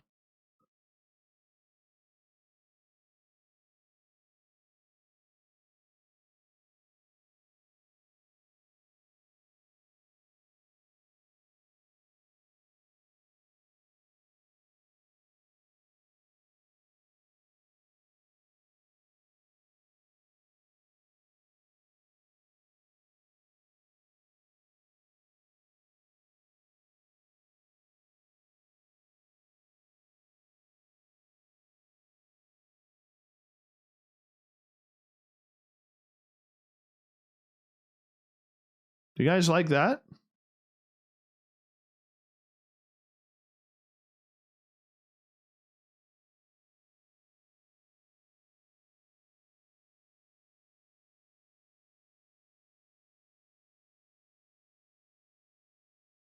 The guest thing is too large?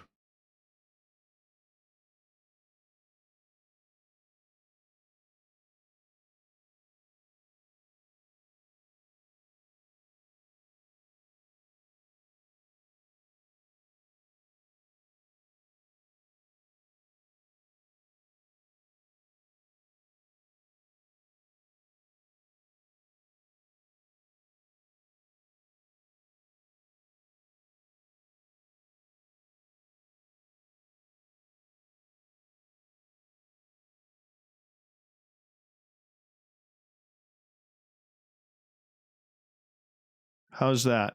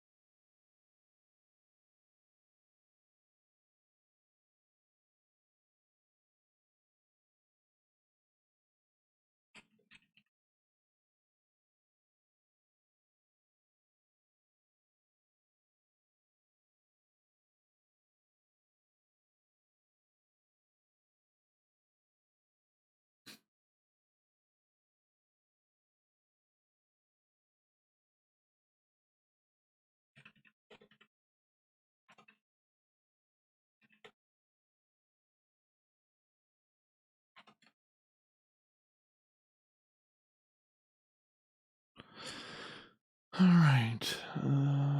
Can I lower it? Let me check.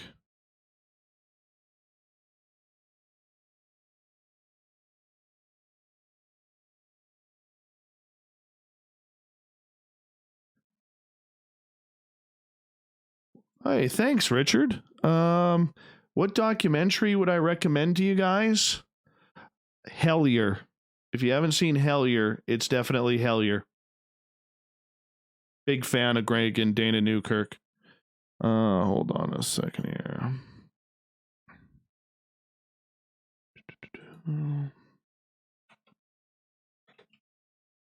Oh, damn it. Wrong keyboard.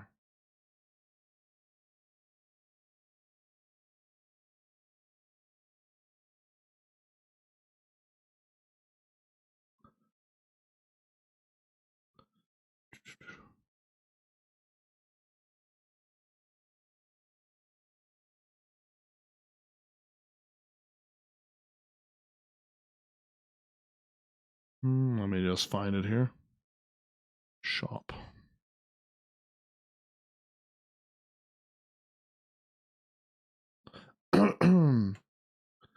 Hellier.